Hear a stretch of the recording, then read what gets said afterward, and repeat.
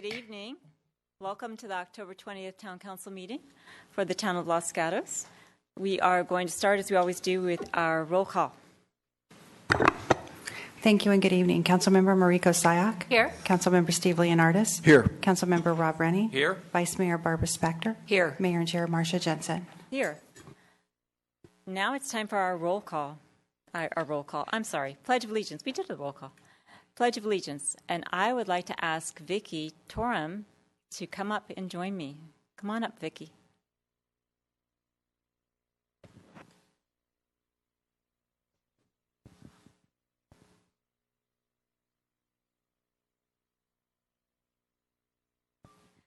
Vicki is in second grade at Blossom Hill School.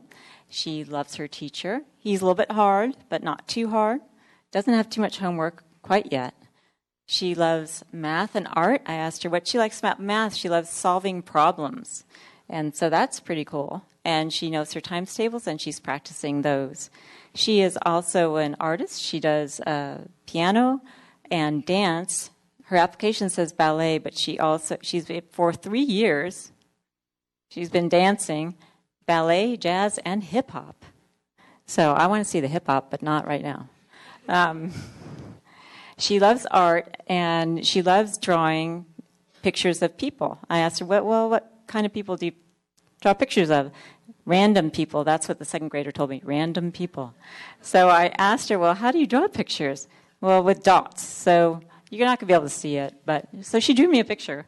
So she just draws people, and she started out drawing circles, and pretty soon it was a skirt, and pretty soon it was a whole person. So that's pretty darn good. So thank you, Vicki. So Vicki is ready to say our pledge, so we'd ask you to all stand and join Vicki in our pledge. Okay, Vicki, ready?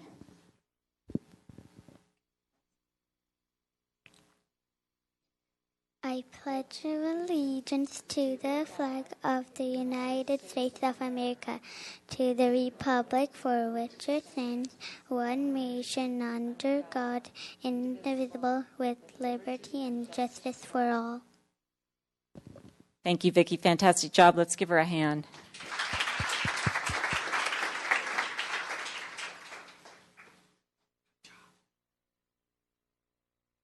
Takes a lot of courage to stand up here, so Vicki, way to go. Okay.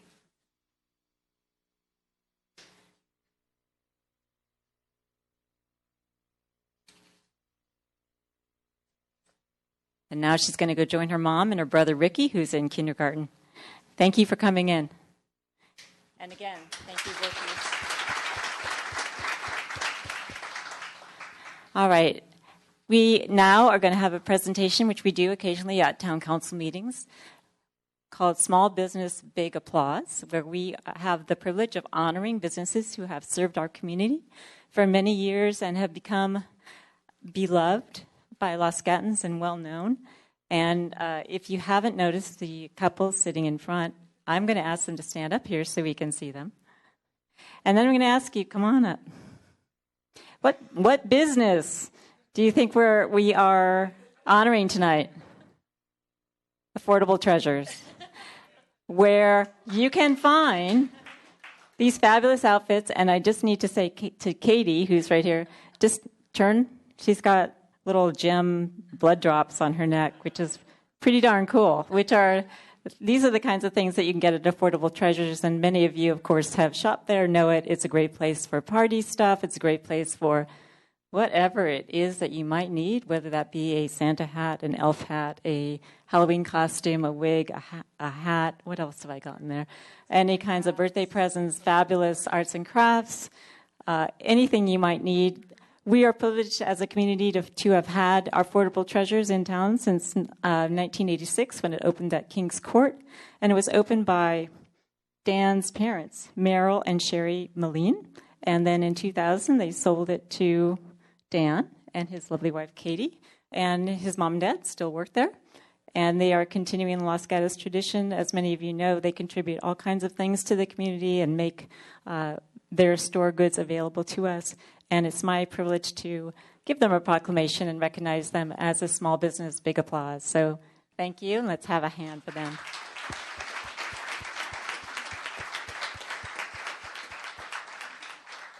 And would you like to say a few words? Thank you very much to everyone in the Los Gatos town government and residents, visitors. I recognize a lot of faces out there, so I know a lot of you shop with us, and we do appreciate you so much. It takes a lot to keep a business going, and we, as owners and all of our employees, really appreciate our customers. On behalf of my parents, Marilyn and Cherry, who couldn't be here tonight, but they're really proud of us at keeping the business going all these years as a second generation.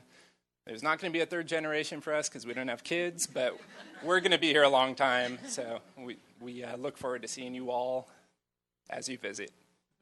Yes, thank you, Mayor Jensen and the council for honoring us. This is really unexpected and very special. So, and thank you to our community. And thank you for wearing these fabulous outfits. Let's have a round of applause.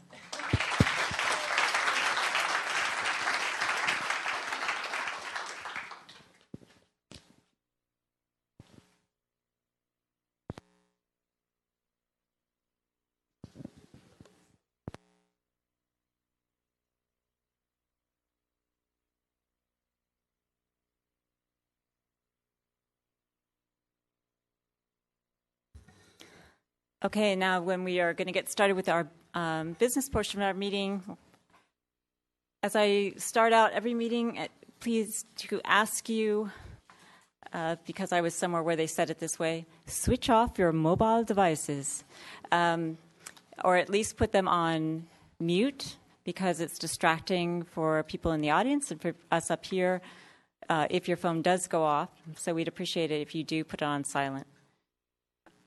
Do we have a closed session report? Yes, good evening. Prior to tonight's regular session, council met in closed session to discuss real property negotiations and to discuss pending litigation. As to both these items, no action was taken that requires reporting under the Brown Act. Thank you. Now it's time for council matters. This is a time in our agenda when members of the council can report to you and to each other regarding activities that they have undertaken on behalf of the town since we last met. So we will give those reports now, and we'll start with Councilman Rennie. Thank you, Mayor Jensen. I'll keep it brief. I attended the Cities Association board meeting as usual last week, and I guess the one item to note was I was appointed as an alternate to the Emergency Operating Area Council, which is a council in Santa Clara that looks to see how all the different police, fire, emergency jurisdictions can work together. Thank you. Thank you, Vice Mayor. Thank you, Madam Mayor. The CDAC, Community Development Advisory Committee, met, and we considered two items. One is consideration of a medical office at the end of Alberta Way, and another was a portion of the North 40 project. I also attended the CDAC meeting, and I need to report out an action that the council took earlier this evening with respect to appointments to our ad hoc committee with regard to finances and revenue resources, potential revenue resources in the town. Council interviewed two people, appointed two people. We have Lee Fago and Mark Robinson, so congratulations to them. There were two people we appointed, but three vacancies for members of the public if they want to join that committee. So all of you out there, or all of you watching on TV, or anyone who might be interested, we have voted to reopen that application process for another 2 weeks. So we will gladly accept applications if anyone is interested. Councilman Leonardis. Thank you, Mayor Jensen. It was Wednesday, October 14th. I chaired the West Valley Sanitation District Board of Directors meeting, and we had primarily one closed session item. I have nothing to report on that. I also had the great honor of cutting the ribbon at C's Candies in Los Gatos. I've been waiting a long time for that store to come, so thrill of my life on that. Did they give you free candy? Only samples. Councilwoman Sayak. Thank you, Mayor Jensen. On October 8th, Mayor Jensen and I participated in the Plan Development Advisory Study Committee. This committee is looking to provide recommendations to the Planning Commission and the Town Council on the use of plan developments in town. Our next meeting is this Thursday, October 22, for anyone interested. Thank you, Councilwoman Sayak. And Thursday, October 22 at 7 p.m. Next item on our agenda is manager matters. Ms. Pravetti. Thank you. I have 3 items to report on. First, for members of the public, on Saturday we are holding an open house here at Town Hall. We have flyers in the lobby. We are open from 11 till 2. We'll have tours of Town Hall. You'll be able to meet and greet with council members as well as with department heads, police staff, etc. So please come and join this free event. I also want to announce that we are currently seeking applicants for our Poet Laureate position. Applications are due on November 2nd, and there are applications in the foyer of the chambers for those who are interested. And then third, we are also currently recruiting for our other boards and commissions. Applications close on December 4th, and we welcome the community's participation. Thank you. Thank you, Ms. Pravetti. We next turn to our consent calendar. Those items that are on our consent calendar, we have full staff reports that council members have had that have been available to the public. However, these items have been determined that they are either routine, such as the approval of minutes from the last meeting, or are generally non-controversial. We have 4 items on the consent calendar tonight, though that with that introduction, any member of the council or any member of the public may pull an item from the consent calendar if they'd like to do so.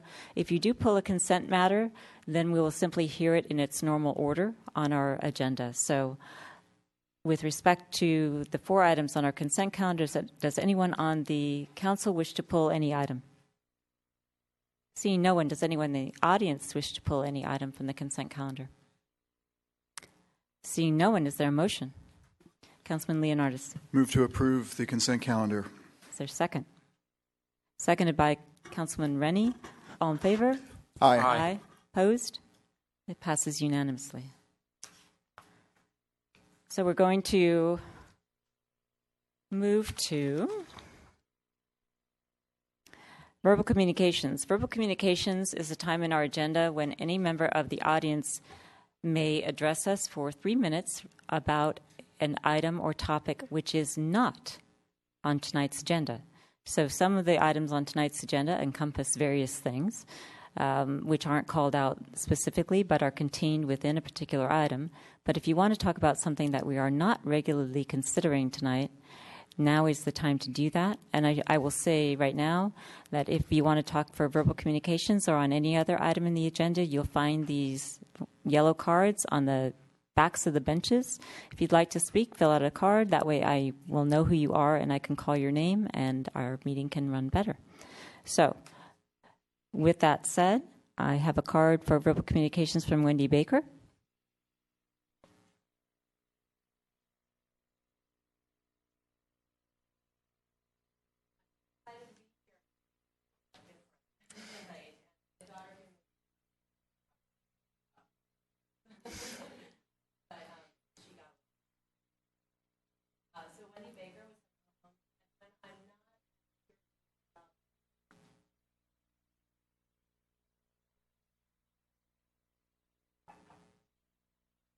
I don't even know. When I'm not here talking about the North 40, I actually really enjoy running and spending time with my family and running with my daughter. And so tonight I'm here to talk about the Silicon Valley Turkey Trot. The Applied Materials Turkey Trot returns for its 11th year this Thanksgiving morning in downtown San Jose. This is the largest timed turkey trot in the nation and includes the Mayor's Cup 5K Challenge, sponsored by Summerhill Homes.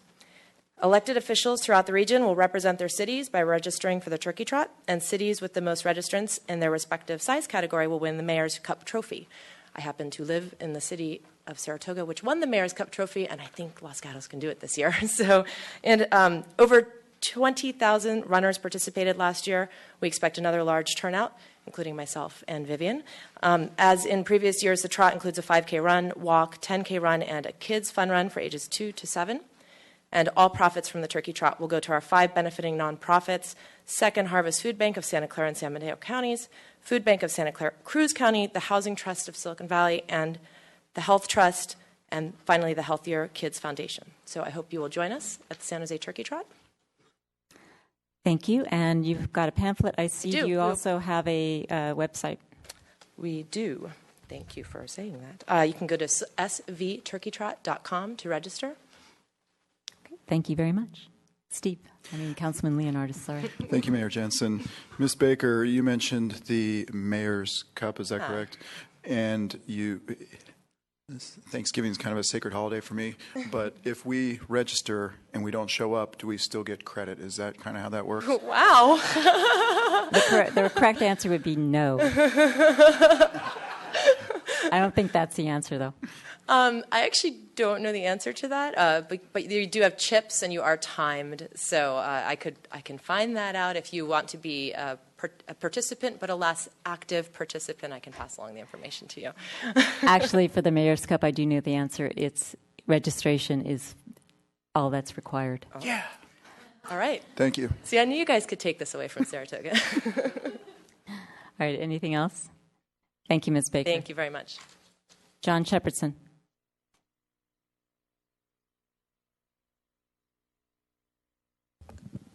John Shepardson. First, I wanted to know if I didn't register and I ran, could I get credit? Anyway, proceeding. The tale of two policing models, Saratoga and Los Gatos. So this is information from the Saratoga's budget. Saratoga was founded on a philosophy that the city government should be small, efficient, unobtrusive, and yet meet the essential needs of the residents, such as ensuring public safety. Their budget is $4.98 million. The sheriff's contract is 27% of their general fund budget. Los Gatos, I believe, is $15 million and about 41% of our budget. And despite these recent increases in Saratoga, the overall cost per Saratoga resident is still lower than neighboring cities' in-house law enforcement service costs. And they're really referring to us when they say that. Public safety continues to be a top priority in Saratoga. And at the end, this partnership with the sheriff has been rewarding for the city in multiple ways. This is what they say in their budget statement. The city saves millions of dollars a year by contracting with the sheriff's office instead of employing an in-house police department. So these are not my words. This is what Saratoga, their legal department, their budget people are saying about their police department. They've had an 8.1% cost increase. And again, they say this 26.7% percentage still compares favorably with other municipalities. They're really talking about places like Los Gatos there. And then they say, while the sheriff's office contract cost is comparatively small, the city has received an immense return in services. The sheriff's office provides all of the services that an internal police department would: patrol, traffic enforcement, and investigations, but with the added benefit of crime analysts, technology services, and other valuable law enforcement services on an incremental as-needed basis. And then it provides the data, the number of hours, traffic enforcement, full-time school resources officer. Not only does the city see considerable cost savings through its agreement with the Santa Clara County Office of the Sheriff, but crime rates also remain low compared to surrounding municipalities. Their rates, according to Safewise.com, are much lower than Los Gatos. Saratoga now was number one in the state. Now they're number 5. Los Gatos is not in the top 50. And at the end there, in fact, our city was recognized for its low crime rate in November 2013, This honor that I just mentioned was followed just a few months later with news that Saratoga had been named the 12th safest city in the United States by NeighborhoodScout.com. And that's just with Saratoga. Now, if we compare it with another municipality like Cupertino, their budget is $10 million, and they have about double our population. And again, they're a safer community than Los Gatos, as based on what Safewise.com says. Thank you. Thank you, Mr. Shepardson. Any questions or comments? Okay, thank you. I have no other cards for verbal communications, so I'm going to move on to the public hearing portion of the agenda. Before I do that, I just want to let those of you know who may not have attended a meeting how we run each of the public hearing items. I'll call the item. We will get a report from a member of staff. Then members of the council can ask our staff any kind of preliminary questions that they have that they think are necessary before members of the public stand up for them to understand how this agenda item is being presented. Once that's complete, then I'll call members of the public who want to speak about the item. And again, if you want to speak about an item, I would love to have your card. You have 3 minutes to speak. When you come up to the podium, adjust the microphone to fit you. You will see 3 lights up there. You have 3 minutes. When the green light is on, you're doing great. When the yellow light is on, you have 30 seconds left. And when the red light is on, I will politely let you know that your time is up or ask you to finish your thought. Please don't run away from the podium when you're done, because council members may have a question for you. And the other thing that once that's completed, I will close the public portion of the hearing, and then the council can then ask questions of staff again, and then they'll move on to some kind of motion or decision or debate on the particular item. I will ask all of you, with respect to the items on the agenda, if you are going to speak, we would obviously and expect that you're going to address your comments to the council, even though there may be people in the audience that are interested. If you address it to us, that's better for us. If you are here and you hear that the thoughts that you wanted to express or the issue you wanted to raise has been eloquently and well made by another person, consider whether you or not you need to make that again. Of course, everybody is welcome to speak, but please keep that in mind so that we can run this meeting efficiently. And I would ask you, though I don't really need to tell you, please be respectful of all of the speakers and treat them the way you would like to be treated if you were speaking. So with that, we will go to item number 6, which is the Los Gatos Library Strategic Plan. And who is going to speak to it? I'm sorry, 5. Sorry, 5. That is adoption of a solar ordinance. Sorry, Mr. Schultz. Yes, I'll be brief. In September 2014, the California State Legislature passed and Governor signed a bill 2188, which requires all local agencies to have an expedited permit process for small residential rooftop solar energy systems. This legislation action revised 2 parts of the California Solar Rights Act. Section 714 of the Civil Code amended the definition of what is a reasonable restriction on a solar energy system. And Government Code Section 65850.5 mandates that the town and cities adopt an ordinance that provides an expedited permit and inspection process for small residential rooftop solar energy systems. The town, even before the legislation was passed, had already taken several actions at the administrative level that equal AB 2188. There is already a solar permitting checklist publicized on our website, and out of 50 permits that were issued by the town from January 1st to 2015 and June 30th, 2015, only 3 were issued that required more than 3 business days. So in effect, even before this ordinance was passed and AB 2188, we were already having expedited solar permitting process. But we do have to pass this ordinance that's mandated by the state. The proposed ordinance satisfies the required content required by the bill and is a model ordinance that is being used widely throughout the state. On September 23rd, the Planning Commission reviewed the ordinance and recommended approval and made the necessary findings, and the ordinance was consistent with the town's general plan. The Planning Commission did make 2 recommendations for 2 potential revisions to the ordinance. The first was the elimination of the definition of association and common interest, since it is not used in the ordinance, and I have taken that and changed it in the proposed in front of you, so that definition is no longer in there. The second recommendation by the Planning Commission was the language that allowed for a discretionary review process if a town was in the historical district. This language has been removed from the proposed ordinance in front of you. After further research and analysis, AB 2188 prohibits the town's ability to regulate aesthetics of solar energy systems on all buildings, regardless of where they are and whether they're historical. So that language has been removed. And with that, I'll bring it back to council to open the public comment and then approve the first reading and introduction of the ordinance by title only. First, let me ask if there's any questions for Mr. Schultz from the council. Vice Mayor. Thank you, Madam Mayor. Mr. Schultz, I understand that the issue that the Planning Commission raised with regard to historic areas or homes is not encompassed under the state law.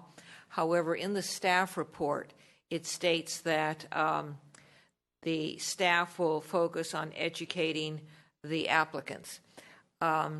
Since the mayor and I are on the policy committee and we have come across administrative policies that nobody knows where they are or where they've been, this sounds like an administrative policy. And my concern here is what's going to happen with it. Is the staff going to remember it for the next 6 months and then we just have to assume it goes by the wayside? No, I think that's a great idea that we could bring back a policy to the policy committee, just a short policy on this ordinance and the reason why it's implemented, and to remind staff of the need to make sure the historical district is preserved and to make certain that applicants are educated, like is in the staff report. So we can do that. Would it still be consistent with the timeline that the state law dictates? We'd still have to meet that, but I think there is things we can do and provide to applicants beforehand before they even put in their permits. All right, well, I'm not saying that we are or are not going to do it, but I just wanted to know if that was an option. Thank you. Any other questions? Okay. I have no cards for any member of the public who wants to talk about this particular ordinance. So this would be your opportunity to do that. If there's no one that wants to, I will close the public portion of the meeting and look to the council for motion and or discussion. Councilwoman Sayoc. Okay, I'll go ahead and move for introduction and first reading of the ordinance by title only, adding Division 3B to Section 29.20 to the Los Gatos Town Code. I also ask staff to circle back with the Planning Commission, letting them know that their recommendation, the first recommendation was incorporated into the ordinance and the second was not, and the reasons for such. And the third point is to draft an administrative policy that will be sent to the Policy Committee for further review. Second. Seconded by the Vice Mayor. Any discussion on the motion? All in favor? Aye. Aye. Opposed? Passes unanimously. And now, item 6. Madam Mayor, excuse me. Yes. I need to read the title of the ordinance. Oh, please do. An ordinance of the Town Council of the Town of Los Gatos adding Division 3B to Section 29.20 to the Los Gatos Town Code to provide an expedited, streamlined permitting process for small residential rooftop solar system as required by Assembly Bill 2188, Chapter 521, Statutes 2014. Thank you, Ms. Neese.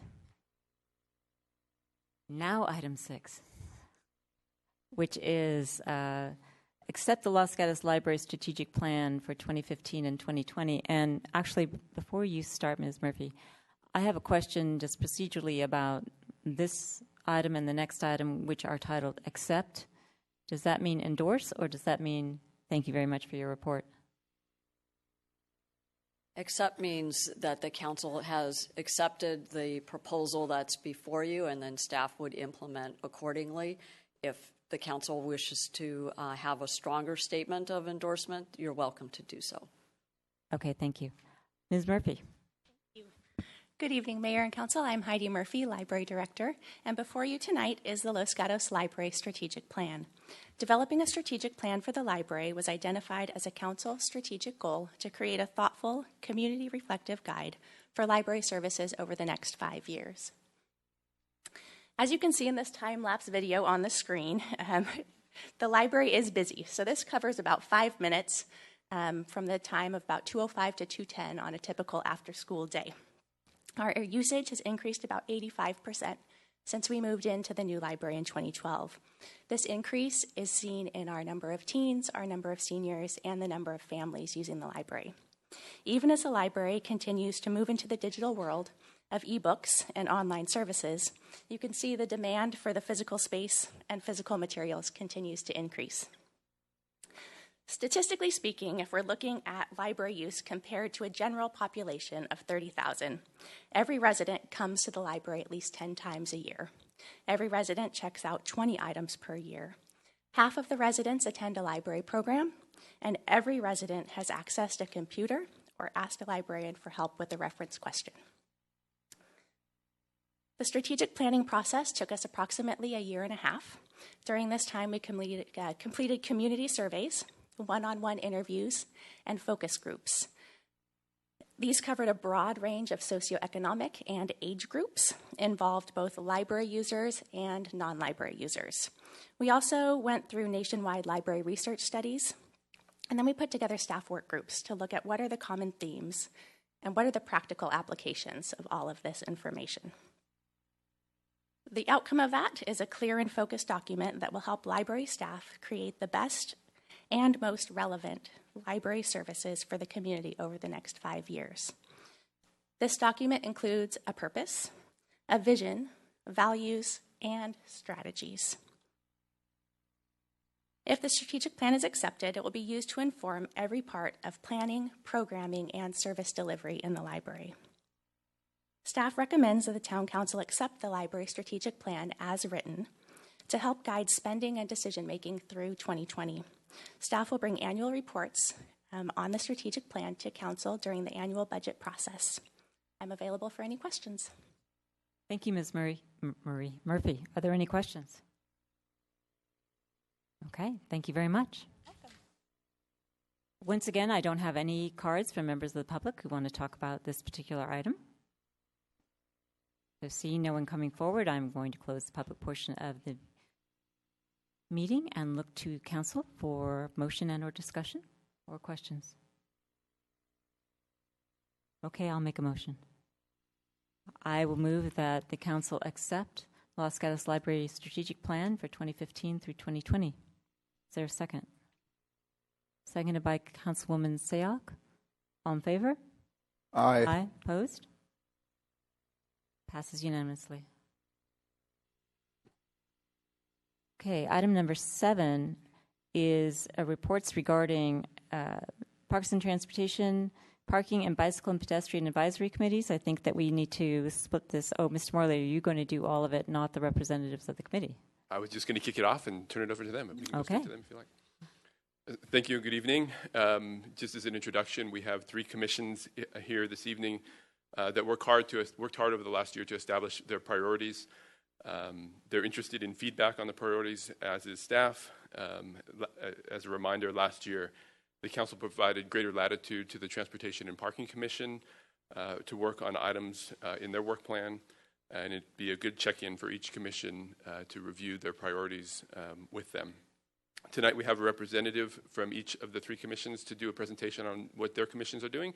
And so with no further ado, I'll turn it over to the Parks Commissioner that is speaking tonight, Eric Fox. Thank you. Mr. Fox. Good evening. So I'm Eric Fox. I'm the Vice Chair for 2015 on the Parks Commission, and I'm standing in tonight for Karen DeLumi, who is our Chair, but she's unavailable this evening.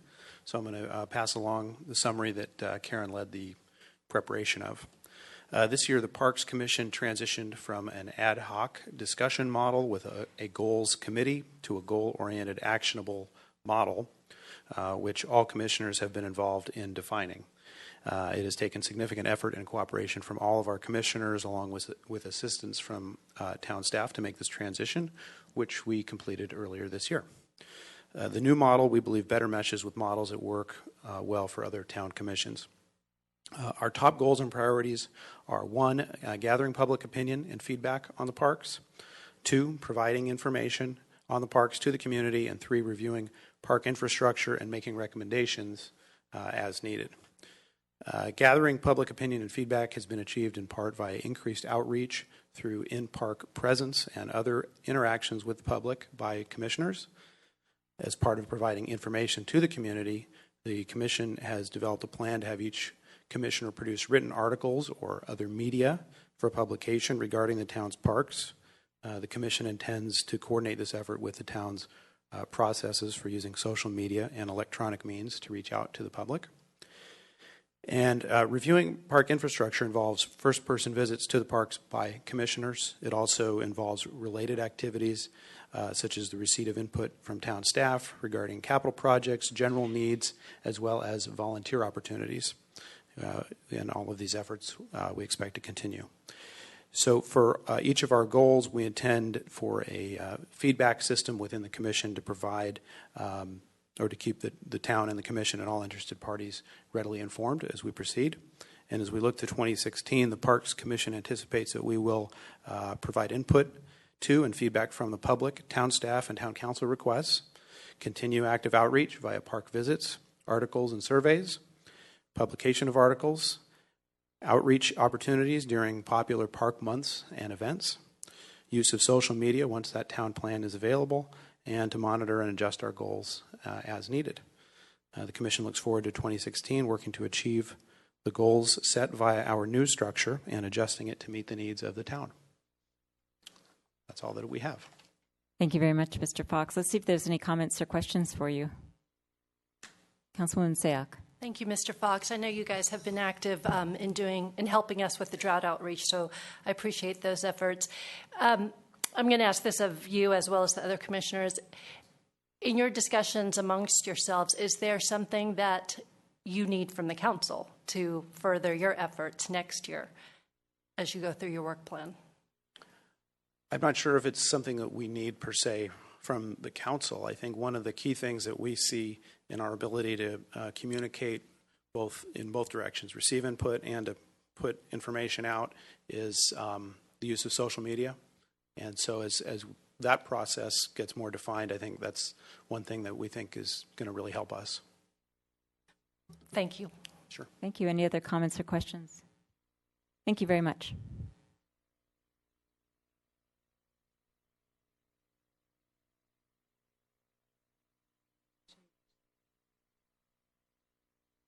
Okay, so I'm assuming this is the Transportation and Parking Committee? Yes. With Ms. Ristow and Mr. Buxton? Yes, I'm Maria Ristow. I sit on the Transportation and Parking Commission, and I'm joined up here with fellow Commissioner Bob Buxton.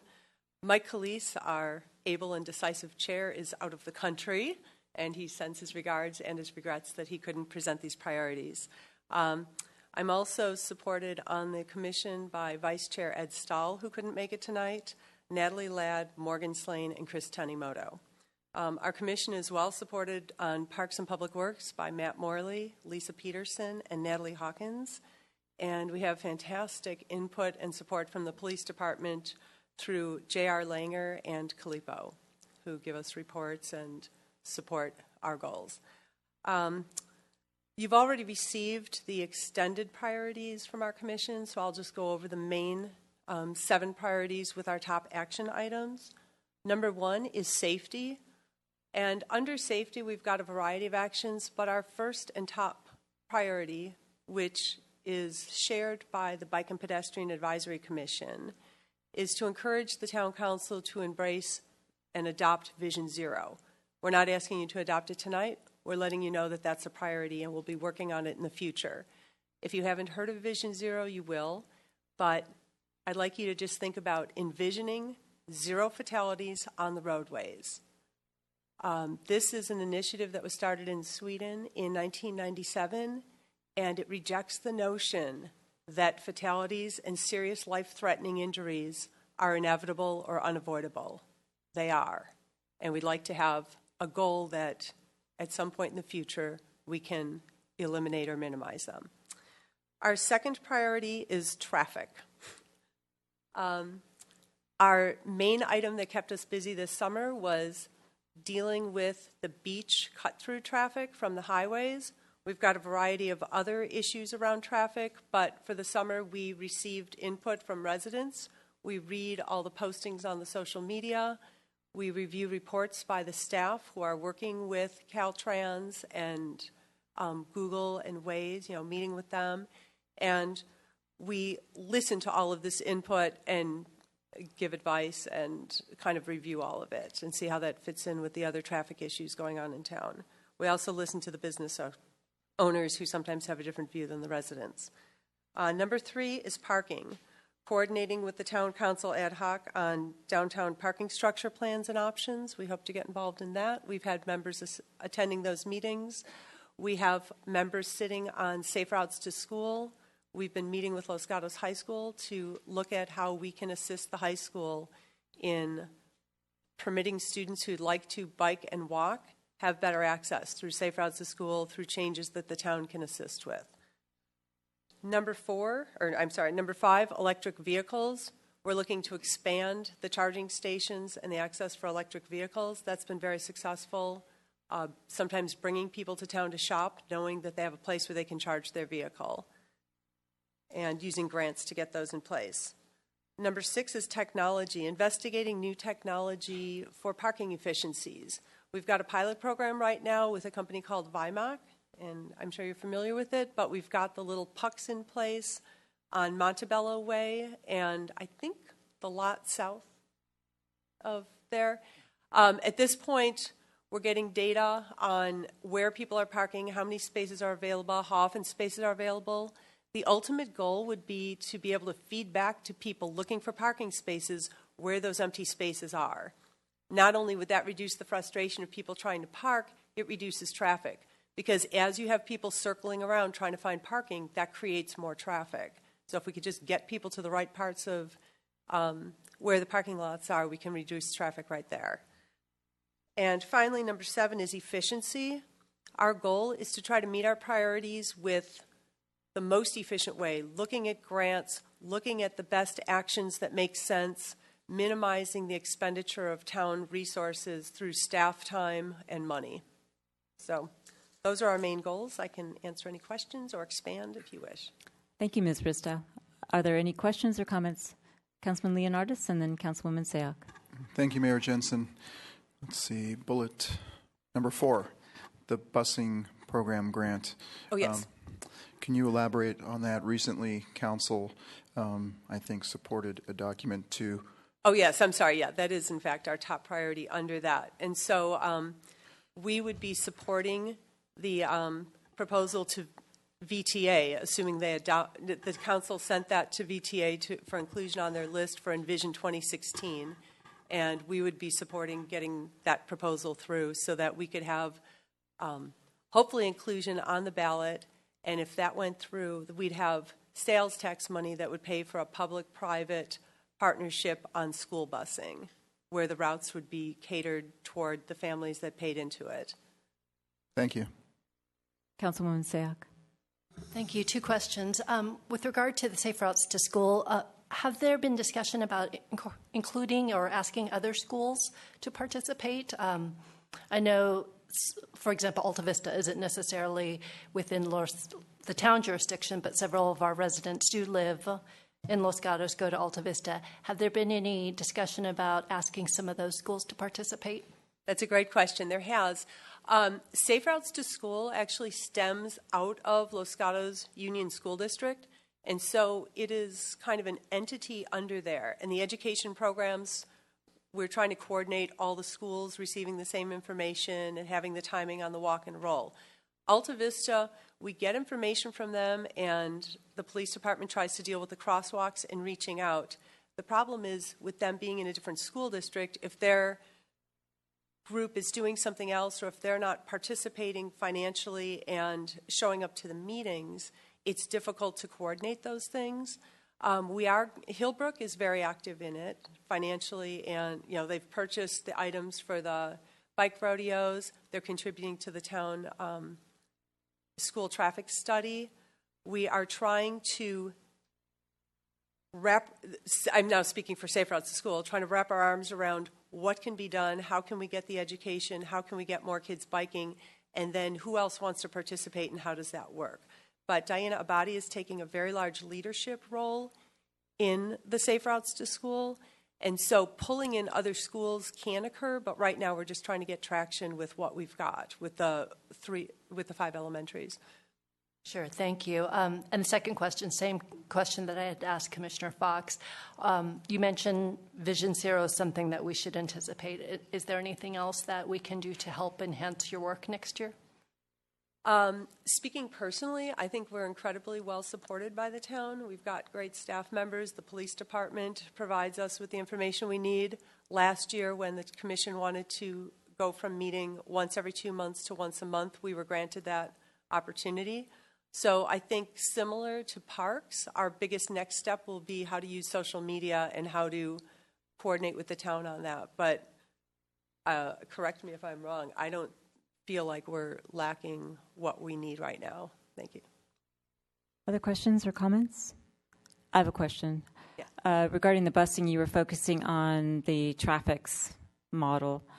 VTA has recently announced a pilot program of what they call Flex, which is sort of Uber for buses.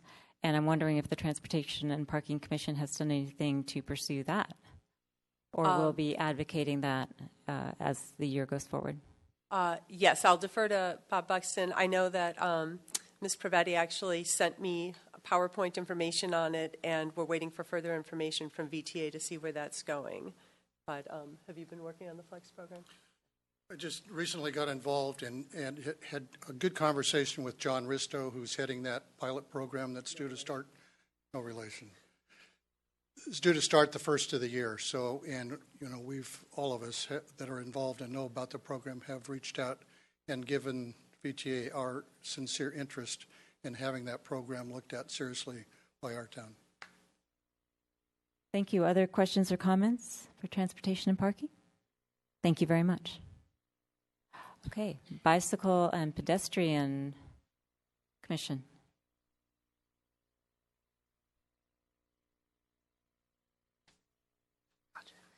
Hello, my name is Crystal Huang. I serve as the Vice Chair of the BPAC, and I'm proud to present the priorities of this commission to you tonight.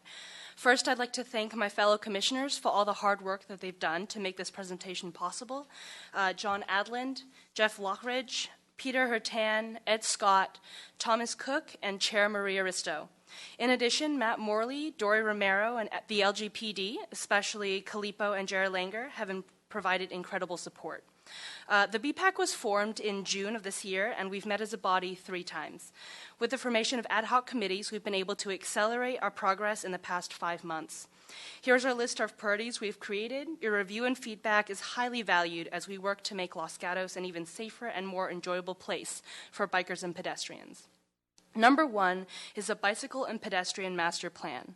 Creating our master plan will outline a comprehensive strategy for bicycle and pedestrian improvements throughout our town, connect us with surrounding entities and within our own community, heighten safety for bicyclists and pedestrians, open up opportunities for grant funding, and identify and eliminate barriers that prevent residents from safely accessing their destinations, whether they're on foot, skateboard, scooter, or bike.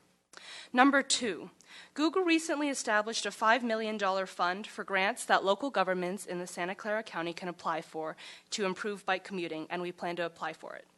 Funding from this grant will allow us to create projects to increase the number of people on bikes around town, especially those who use bicycles for commuting.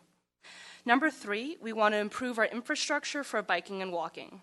For example, we'd like to implement Sharrows downtown in the Santa Cruz Avenue, East Main Street, and University Avenue areas, which are streets with low speed limits and little to no room for bike lanes. Sharrows are markings on this pavement, think Share plus Arrow, that alert drivers that bicyclists are permitted to use the full lane.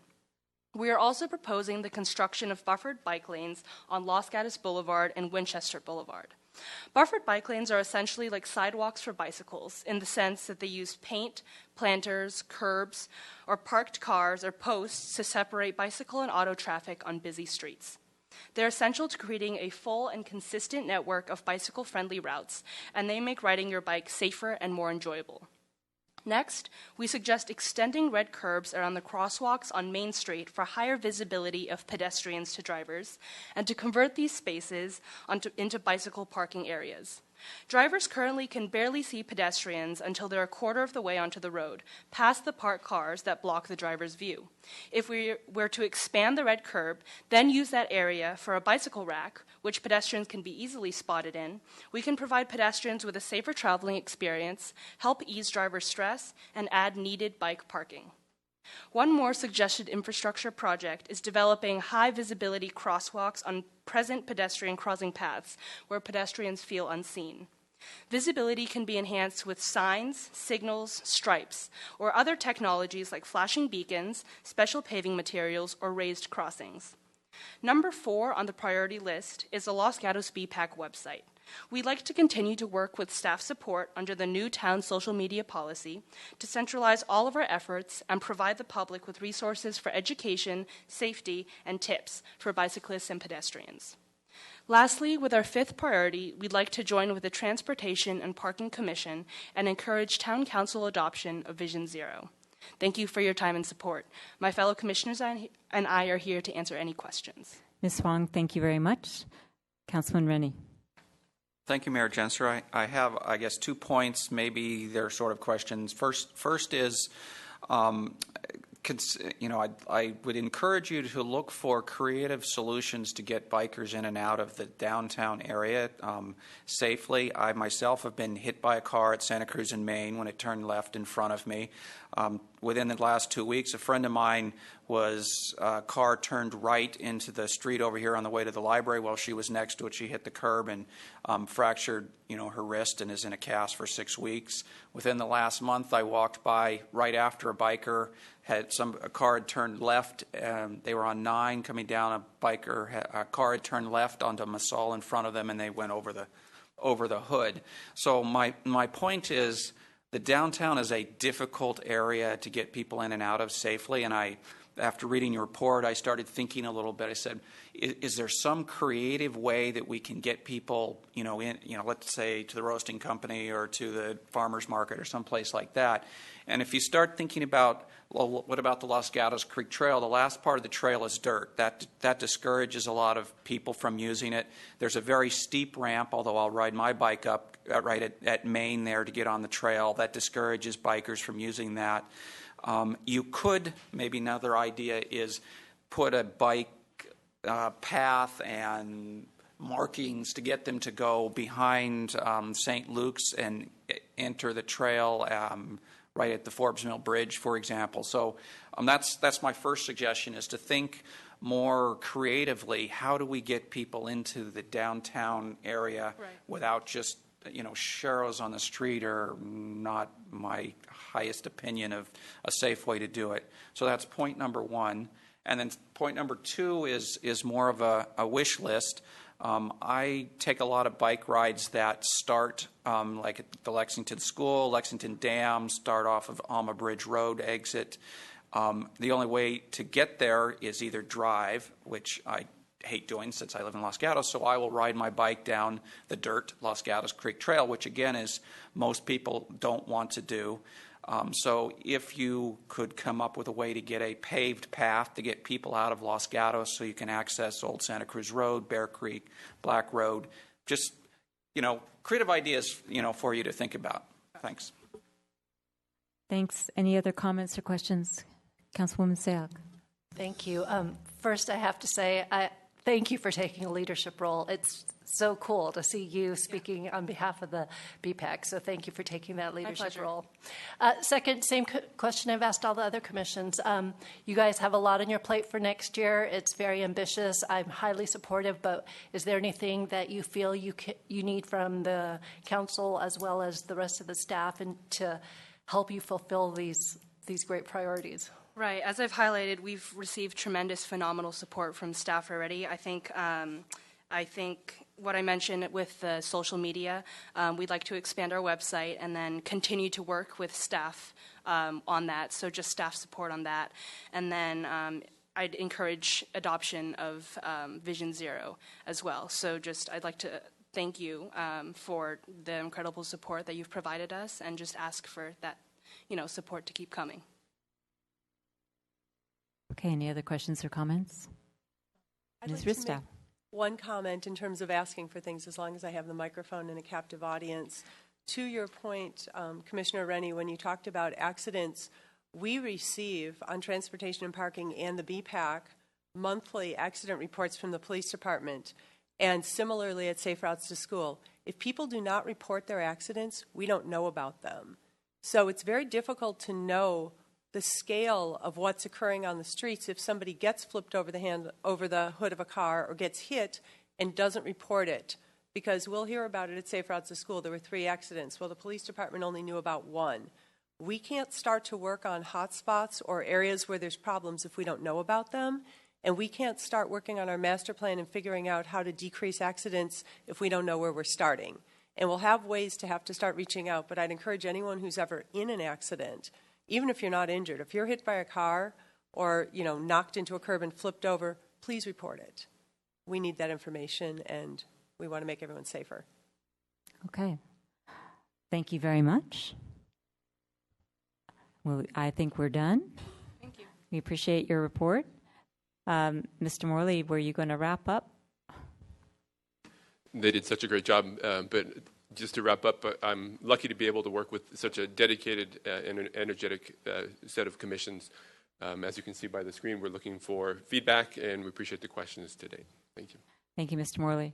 I don't have any cards on this item, so I'm going to open and close the public hearing. And then before we go to motions, I just want to say on behalf of the council, to all of you ladies and gentlemen who have taken the time to come here this evening and have given so generously of your time and talent, I am always impressed by the quality of the people that we get on our boards and commissions, from the Youth Commission, and Ms. Huang, you were amazing this evening, to up to the Planning Commission, Town Council, the dedication, the intelligence, and the thoughtfulness that you bring to your jobs, which I say job, none of you get paid, but you dedicate a lot of time and energy to the town. And so on behalf of the council, thank you very much for all of what you do for the community.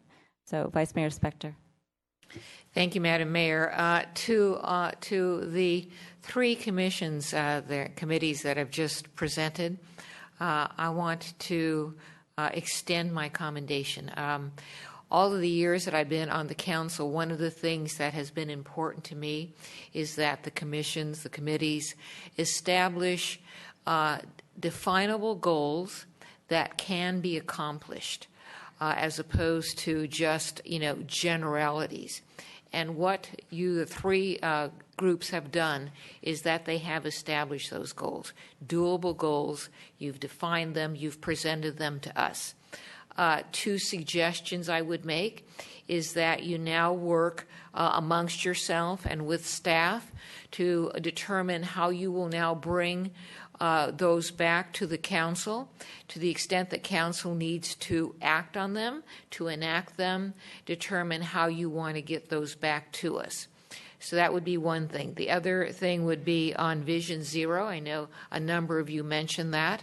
And to the extent that I understand Vision Zero, which is at a limited amount, it's a multifaceted process. And to the extent that it may be indeed multifaceted, determine what you mean when you say you want the council to accept it, to adopt it. And define that for us so that we now, one, get it before us, and then what you think this council in this town should do. So kudos to all of you, and having said that, I'm going to move that the town council accept the report of the Parks, Transportation and Parking, and BPAC priorities. Is there a second? I'll second. Seconded by Commissioner Rennie, Councilman Rennie. I have commissions on the brain. Any other comments on the motion? Okay, with our thanks once again, I'm going to call the question. All in favor? Aye. Passes unanimously. Thanks once again for your good work.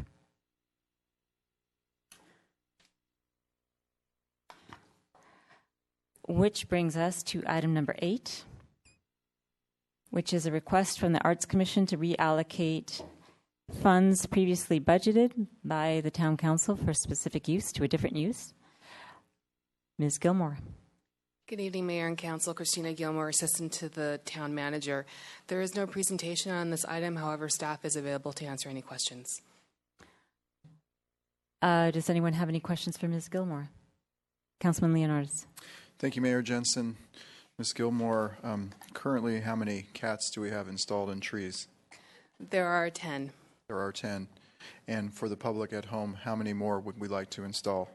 The proposal in the request for proposal that the Art Commission is recommending to release, pending council approval, would be to potentially purchase up to between 10 to 15 cats, depending upon the allocation of funds that are requested this evening. Last but not least, so the broader world knows that we are the city or the town of the cats. How do we publicize this to the greater Bay Area and the greater world out there? The Arts Commission will be working on some sort of publicity and outreach. For the first phase of the CAT implementation, we published a small handout brochure that was made available to businesses on North Santa Cruz Avenue. And so we would potentially do that again, as well as look to our new social media policy for outreach to make this available to the wider public. All right, thank you. Other questions? Vice Mayor. Thank you, Madam Mayor.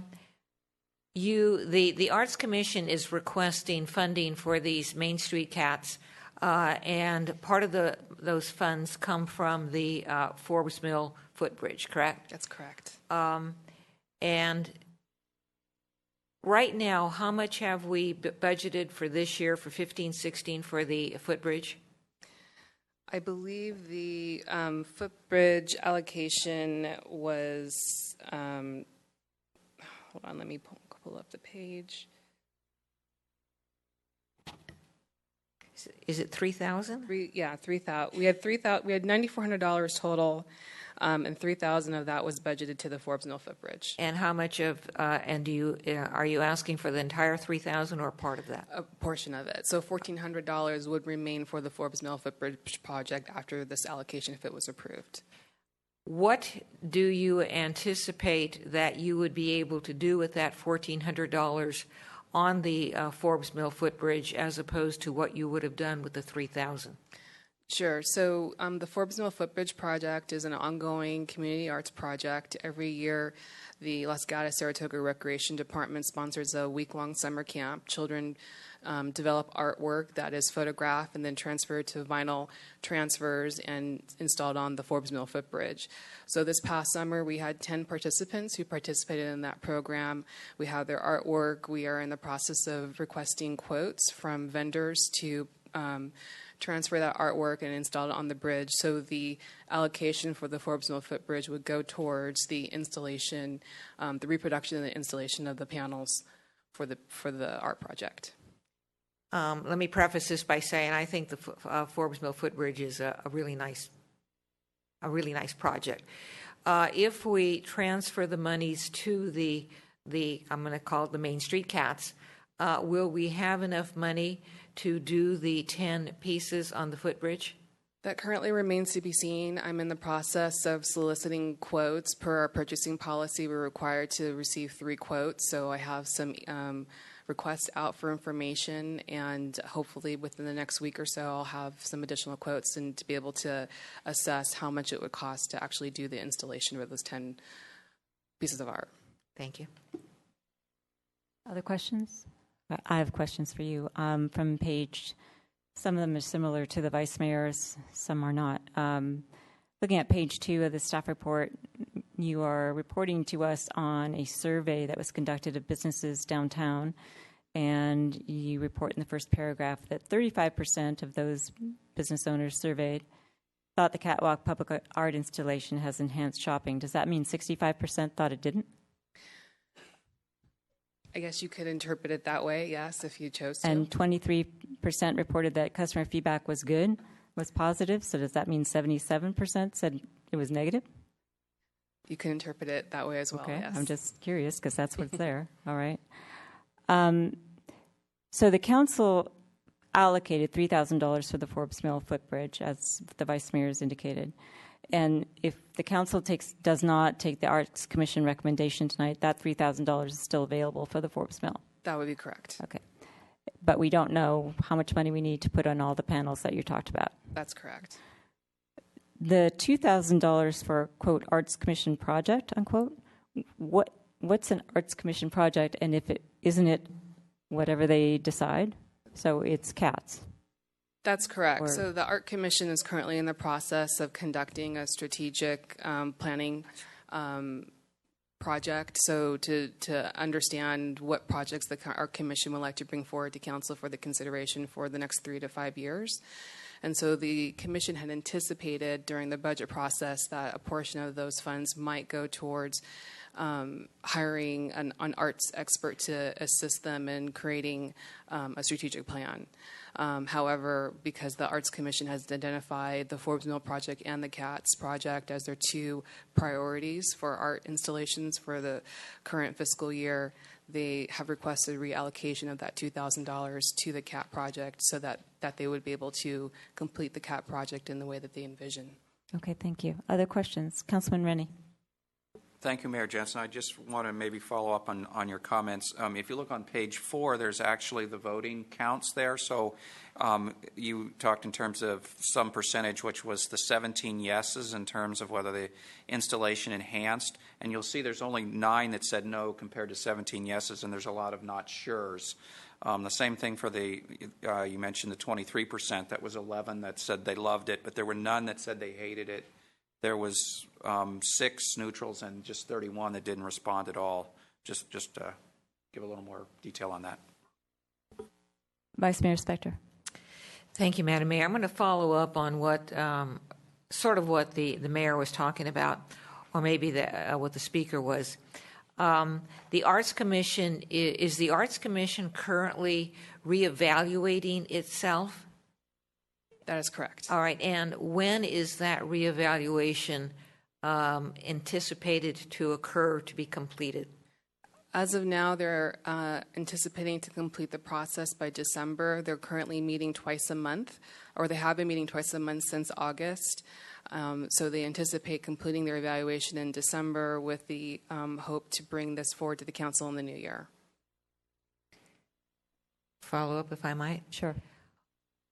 Would it be more reasonable for this council to defer a determination as to where funding should go until after the Arts Commission completes its self-analysis? That is a recommendation, or that is a process that the council could take if they chose to. I have actually a direct follow-up to Vice Mayor's, and then I'll call on Councilwoman Sayoc. You said, the Vice Mayor asked you about reevaluation. You said this will be done by December. Is that the reevaluation? Correct. Okay. And what is that, a reconfiguration, a different way that they are going to consider projects? Can you tell me what you mean by that? Sure. So the commission is in the process of conducting a strategic plan. So far, they have reviewed their vision and their mission statement as well as their enabling resolution, and they have made some recommended changes to that they'll bring forward to the council. They've completed a SWOT analysis, so understanding the strengths and weaknesses and opportunities and threats that are currently for the Art Commission. So they are in the process of now identifying potential projects, some strategic partnerships with other existing art organizations. So they really do hope by December, early January, to bring forward a very comprehensive plan with specific identifiable projects and goals that they would like the council to consider for moving forward for the commission. Okay, thank you. And that being said, they are coming forward now for this reallocation, regardless of whatever they're considering doing in the future. That is correct. Okay. Councilwoman Sayoc. Thank you. Just wanted to make sure I understand the Forbes Mill Footbridge project. So there's currently 10 murals that have been done by 10 artists, and we're not sure if 1,400 will be enough to place them on the art bridge? As of now, I've only received one preliminary quote from one vendor, and it looks like based on their quote, $1,400 would not cover the 10 installations. So we're hoping to get some other quotes, and once we receive 2 additional quotes, then we can do an evaluation and figure out what would be the best vendor to move forward for this project. Okay, so if you can give some thought to this. My concern is we have 10 young kids who think their art will be on the bridge, and I'd hate to disappoint them if we reallocated the funds towards another project that has not yet started. So is there additional language that we can provide or that you would suggest so that we make sure that this project is completed and those artists get their work placed, and then the remainder of that could be reallocated? Absolutely. And I would like to add that the Art Commission is very well aware of this potential dilemma. They deliberated on this quite a bit at the last meeting. So I think the Art Commission, their intention is to be able to complete both projects, and they felt that this recommendation was the best recommendation that they could come up with. So, however, if the council chooses to go in a different direction, we do have a couple of different other recommendations on page 3 of the staff report. So you have some other options that the staff has identified, and of course, if the council has another alternative that they'd like to put forward, staff would be more than happy to implement that. Follow up to that, Mayor Jensen. And I'm not opposed to transferring the money, reallocating the money. I just want to make sure that the first project actually gets implemented. So, do you actually need a set amount before you can issue the RFP?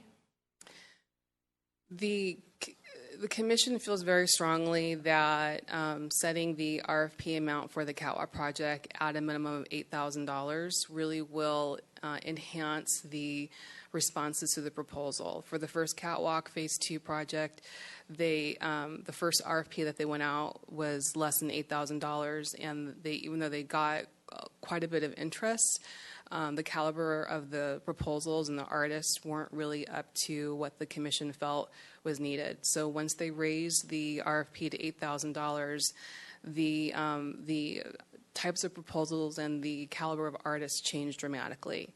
So the Commission is hoping that by setting the RFP in an $8,000 range, they will receive another round of proposals of the same caliber as the last go-around. Any other questions for Ms. Gilmore? Thank you very much. Again, I don't have any cards on this issue. So I'm going to close the public hearing and look to the council for a discussion or motion with respect to the Arts Commission's request. Okay. So Councilwoman Sayak. As I mentioned during my questioning, I'm supportive of the reallocation. However, I am hesitant to reallocate $1,600 if there is even a nominal chance that the first project that's underway would not get funded. And at this time, I would look to staff to see suggested language on reallocation, knowing my hesitation and my concern to make sure those 10 murals actually get placed on the bridge. So an additional alternative for the council's consideration is that we could pull the $1,600 from the manager's contingency budget. This would be another discretionary act that you could take if you wish to fund the catwalk at the $8,000 level, and then that would retain the full $3,000 for the footbridge project. So that's another option. Okay, I didn't hear that as a motion. So Vice Mayor Spector? Thank you, Madam Mayor. I don't have a motion yet, but I am thinking that moving forward while the Arts Commission itself is in the midst of a self-analysis might be something we should think about before we do it. Okay, I'm just going to make a comment, not a motion yet. I'm not sure that the reorganization, if you will, of the Arts Commission and its current request are so inextricably intertwined that we need to consider them together, and the Arts Commission wants to move forward with their request. That being said, in May, the council budgeted at the Arts Commission's request $3,000 for Forbes Mill. In this one council person's opinion, I think it's a much greater community benefit to support the youth artists of our community by putting those murals up on the bridge than to get an RFP in a particular amount for cats. So I would not support reallocation. Other comments or questions or motion? Councilman Rennie. Thank you, Mayor Jensen. So my memory's not quite right, so maybe Mrs. Callaway remembers from our budget discussions, I recall that I think that the Arts Commission asked for extra money for the catwalk and we denied it, or we denied something. Was it the catwalk? Do you have any recollection? Yes, thank you. During the budget discussion, there was quite an extensive conversation that happened about reallocating or distributing more money for grants. The Arts Commission was one of them, and Ms. Gilmore, maybe you can clarify, but I recall it being the Arts Commission pot of money, that $2,000 was what they were asking for more money for, not specifically for the catwalk. Well, I'm trying to recall, it was quite a while ago. So the Arts Commission did request additional funds above and beyond the $9,400 that was allocated by the council during the budget process. I believe a portion, and I can't remember the total amount that they requested above and beyond the $9,400, but I do believe that their intention was, if the council did approve the additional funding, that some of that funding would go to fund the catwalk project.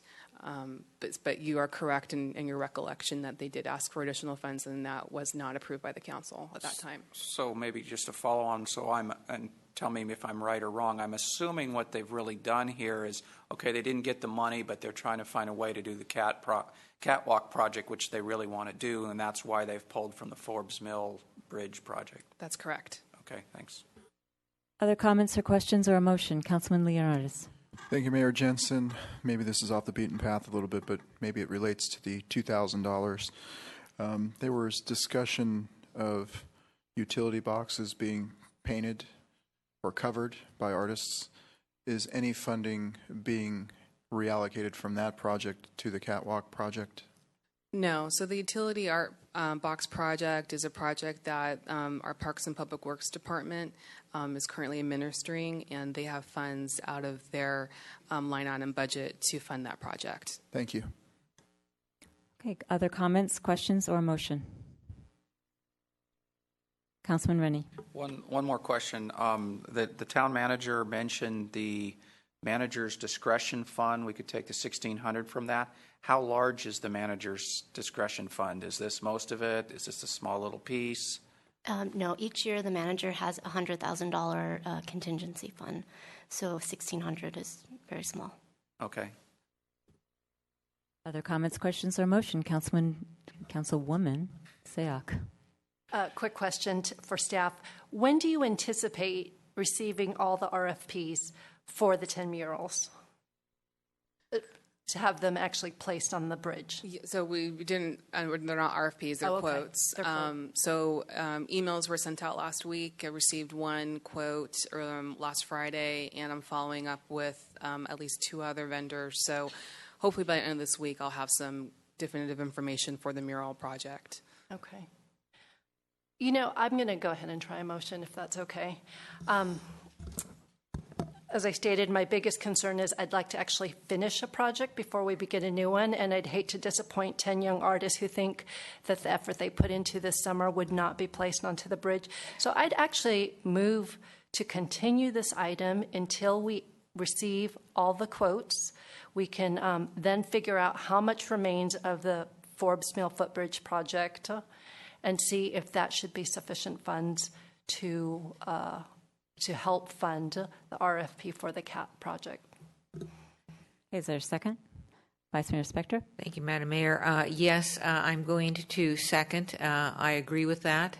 And I would not use the town manager's, whatever it's called, contingency fund, because then pretty soon we'll have everybody in town raising their hand to have a piece of it. Any other comments or questions on the motion? And I assume this would be not a date certain. We would be advised when we have the information that we are expecting, correct? Correct. Okay. So we have a motion on the floor and a second, which is to continue this item pending receipt of further information. Any comments or questions on the motion? Okay, I'm going to call the question. All in favor? Aye. Aye. Opposed? None. It passes unanimously. Thank you, Ms. Gilmore.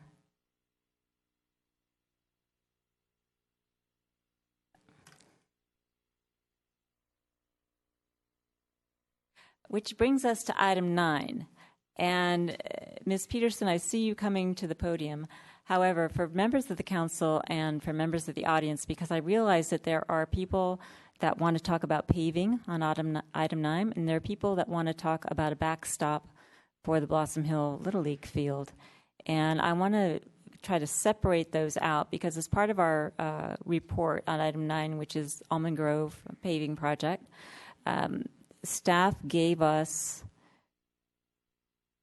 particular items from our capital improvement program which may or may not be reallocated to the Almond Grove, one of those being, well, we have a list. We received an addendum, and on page 2 of the addendum from members of the council, there is a table which is suggesting different items with their costs, which were proposed as which could be reallocated to the Almond Grove project. And so in order to allow those people that want to talk about the backstop the opportunity to do that before we get into the meat of the Almond Grove discussion, I'm going to ask to sort of bifurcate this hearing so that we can hear from those people that want to talk about the baseball field. And then we will go on and consider this table if we want to reallocate any other funds.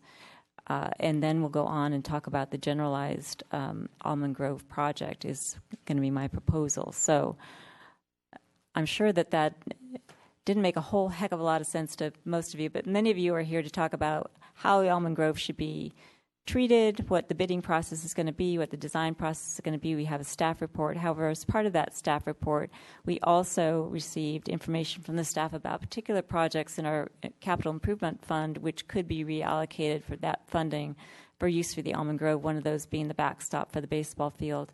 I do have a card from Mr. Phil Knopf, who specifically is indicating he wants to talk about the baseball field. But if there's anyone else out there that wants to talk about the backstop, now is the time to do that, because I'm going to just ask for us to consider that and for council to consider that before we move on to the main Almond Grove project. So if those of you are interested in the baseball field, not the paving, this is your chance to come up and talk to us. So Mr. Knopf.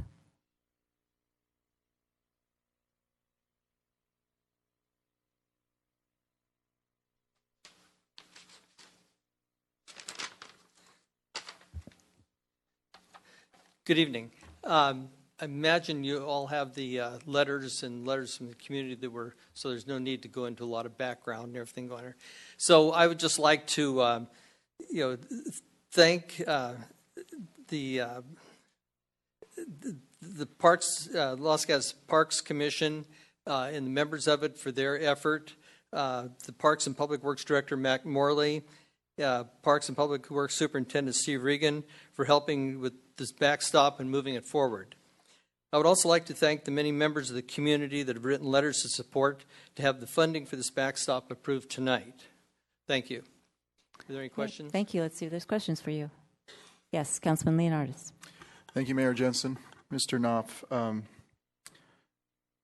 the Little League was talking about contributing like 50% of the cost. Right. So have you had any preliminary cost estimates for the project? No, I think the $25,000 that's in there from the parks, the budgets from their side, Little League's is able to go the $25,000. And I don't know, Matt, have you had any estimates on it? We looked into it, 4 or 5 years ago, and it was about $30,000 to $32,000. So, I don't know if that's reasonable or. We'll let Mr. Morley answer the question after you get done. So if there's something else that you'd like to say, you can have at it, or if there's a question for you. Thank you. Vice Mayor Spector and then Councilwoman Rennie. Thank you. A couple of things. First of all, it sort of ties into what you were just talking about. You have an estimate of something like $35,000. Is that what it is? Right. Of which your organization can put up $25,000? No, Los Gatos Little League has a use agreement with the town for the use of the fields. And under the terms of that use agreement, Los Gatos Little League is to pay 50% of capital improvements. So, we figured that we could, so as a board, we approved up to $25,000, figuring that would be safe on our side, that we'd come in under that. And that was, and I noticed in the budget that the town side of that was also $25,000. So.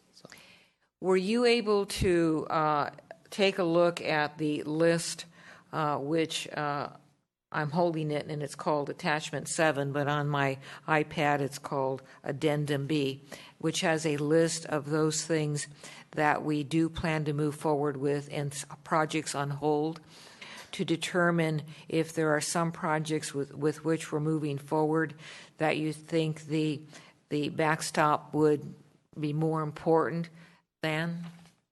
I haven't seen that list, but like I say, we were hoping to have this, because it was in the budget for June, so we could get it done and get it done for the coming season. And that's why we're asking to try and have the funds approved tonight so that we can move forward with it, so it'll be ready for the coming season, get it in before the first part of February. And is it your understanding that the backstop is unsafe, that it could cause injury and damage? Yes, it's been the feeling of many for years that it's really not a safe issue. And the kids climb on it, they hang over the front of it. The foul balls come back down on the umpire, the catcher, the batter. So it's a poor design for a backstop. All right, thank you. Councilman Rennie. I think we've mostly circled in on my questions. Where is the money from your side available now? I think you're saying yes, you could pay it tomorrow. And then the second part of my question was, why is this urgent all of a sudden? Why couldn't it be next year? And I think you've mostly answered that. So yes, I'll guess I don't really have any more questions then. Okay. Other questions for Mr. Knopf? Thank you very much. Thank you. Is there anyone else that wants to talk to us about the backstop? Okay, if not, what I'm going to do is just ask council. We do have the addendum that has the various items that are marked, are suggested to us, or have been placed, quote, on hold, unquote, in our capital improvements budget, and that's on page 2 of the addendum. And so, with respect, the only one that we've heard really from the public on is the backstop. So, is there anyone in the council that wants to make a motion or has a question about that? Councilman Leonards. Thank you, Mayor Jensen. I'm going to go back to the budget hearing that we had, and we approved the capital improvements budget. And I think there was a wish list of $18 million worth of things, and we had about $4 or $5 million potentially to work with. And the council prioritized the Almond Grove streets, and we said only things that are entirely necessary. Is that a good recollection? And staff was to come back, and I think it was Mr. Morley kind of sorted out the items that were necessary and the other $2 million that we put on hold to redirect to the Almond Grove streets. And when I look at the list on attachment 7, I see $325,000 set aside for park improvements. In the left column, it specifically says Bachman Park. And the only recollection I have of people coming in to speak about Bachman Park was that they didn't want to do anything with Bachman Park, that the process would be that there would be a community outreach, and then sometime down the line there would be improvements done to that park. We had a couple hearings earlier in the year like that. So, but to make a long story short, there's $325,000 which has been budgeted, and I don't believe it is all allocated for Bachman Park, because it says Bachman Park on the left and it says council set aside for park improvements. So I would have no problem requesting that $25,000 of the $325,000 be moved over for Blossom Hill Park for the backstop. In the past week, I received correspondence from a member of the public about the tennis courts at Blossom Hill Park, and the individual said that they reached out to Mr. Steve Regan about a crack that runs the length of one of our tennis courts at Blossom Hill Park. And Mr. Regan had responded in some manner that he wasn't sure if it was in the budget and it might take a year to get it fixed. I would also request at this time that be considered, that tennis court be repaired, and $25,000 or whatever the cost would be allocated towards that tennis court crack. So focus some of this $325,000 towards Blossom Hill Park, which we're getting correspondence or a lot of people from the public wanting improvements at, and then take it away from Bachman Park, where all we've heard is that don't do any improvements. That would be my motion. Okay. So I have a question about your motion. Yes. In the capital improvements program budget, there's a specific item that was $25,000 for the backstop. So to me, it was just like, take it off hold and put it back in the budget, or don't, is kind of what I had, my question was. So is your motion essentially taking it off as an individual item and then saying of the part that's allocated for generalized park improvements, you want $25,000 of that allocated for a backstop? Thank you, Mayor, for the clarification. I was just going by the spreadsheet or attachment 7.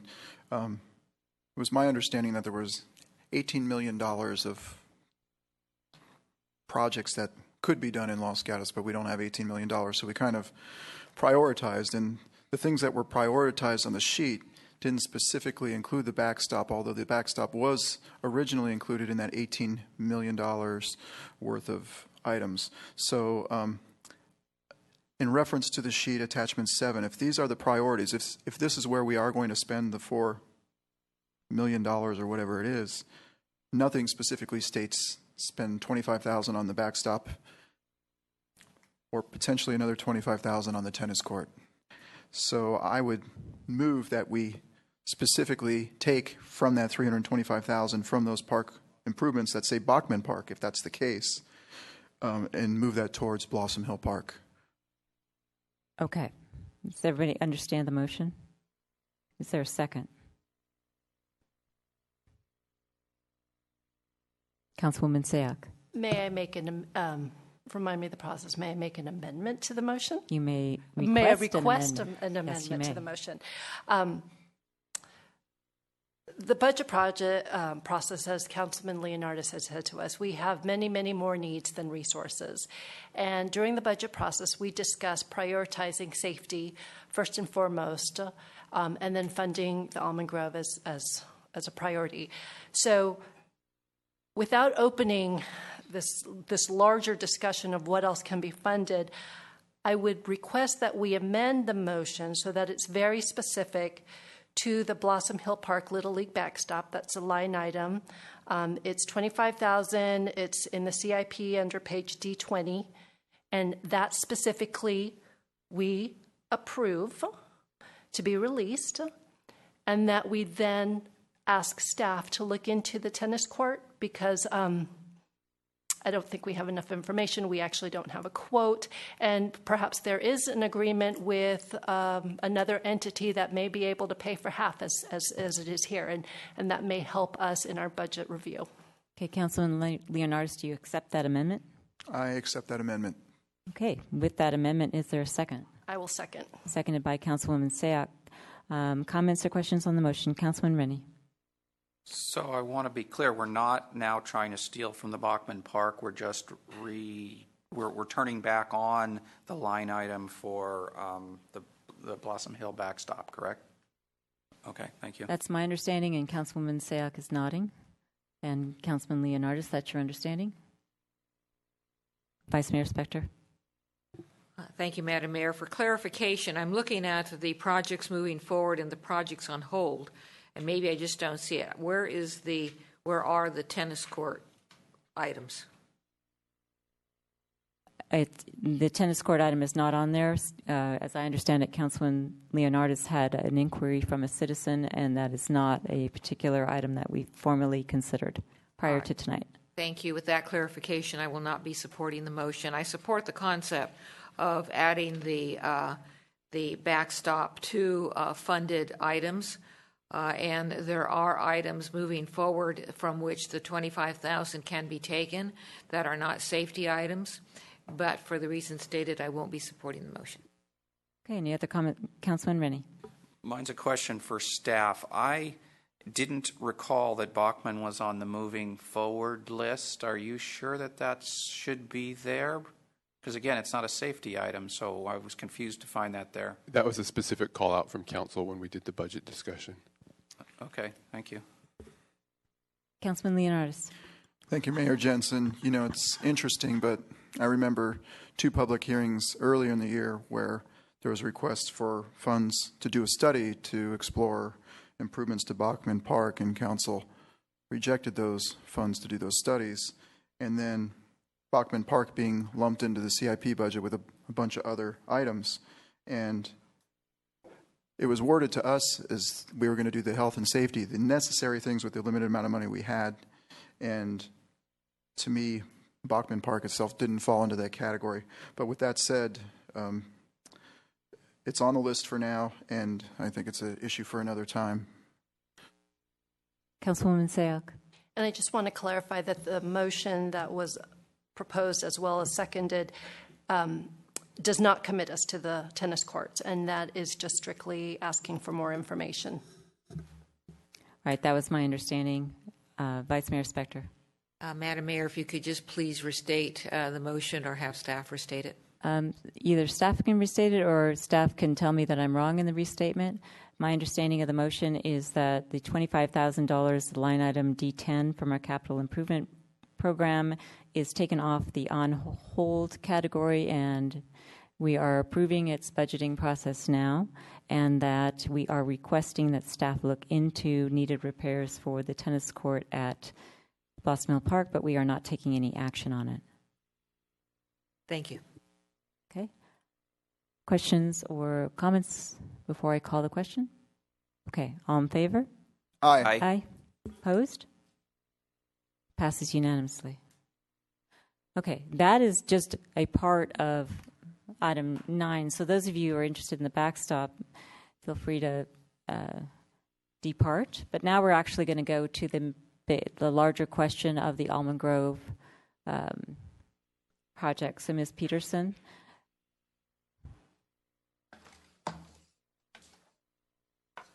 Thank you. Good evening, Mayor and Council members. Lisa Peterson, Town Engineer.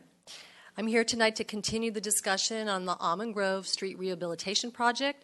I thought it might be helpful to have a brief discussion on project cost estimating.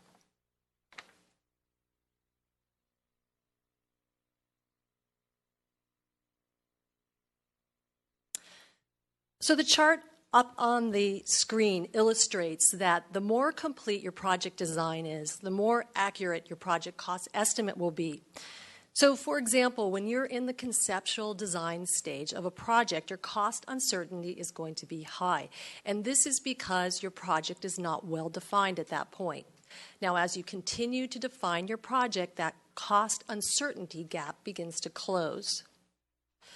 Now, the Almond Grove streets that currently have not been designed have a higher cost uncertainty, and this is because the scope and also the quantities are not well defined. The Almond Grove Street, Broadway, and Bachman, that is 100% designed, has a higher cost certainty. However, the only way to know for sure how much those streets will cost to construct, we would have to put them out to bid. When those bids are opened, we would have 100% certain what the cost would be to build those projects. And that is why staff is recommending bidding both Broadway and Bachman so we can get the actual costs. We have negotiated with Nichols Consulting Engineers, the design engineers for the project, to redesign Broadway and Bachman, incorporating council's directives from last meeting, which included a relocation of the curb back to its original location. Additionally, plans and specifications for a complete reconstruction in both asphalt and concrete by using the remaining design dollars from Tate Avenue. By doing this, we do not need to allocate any additional money to the Nichols Consulting Engineer contract. We are also recommending that council allow us to put out a request for proposals for the design for the remaining streets. Once we have a design for the remaining streets, we will be able to put those projects out to bid as well. And at that time, we would be able to get bids for those projects. Again, by bidding Broadway and Bachman, we will be able to get the actual cost for those streets to be reconstructed in asphalt and in concrete, and thereby get rid of all uncertainty about what those costs would be. Thank you very much, and I'm here to answer any questions you may have. Okay, I do have cards from the public, so if people have questions for Ms. Peterson that are important to get answered before I call up the members of the public, I invite council to ask her.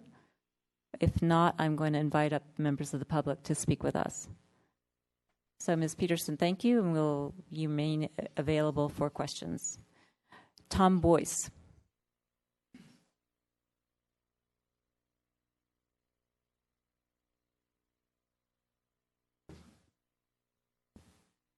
Good evening, Tom Boyce, Wilder Avenue.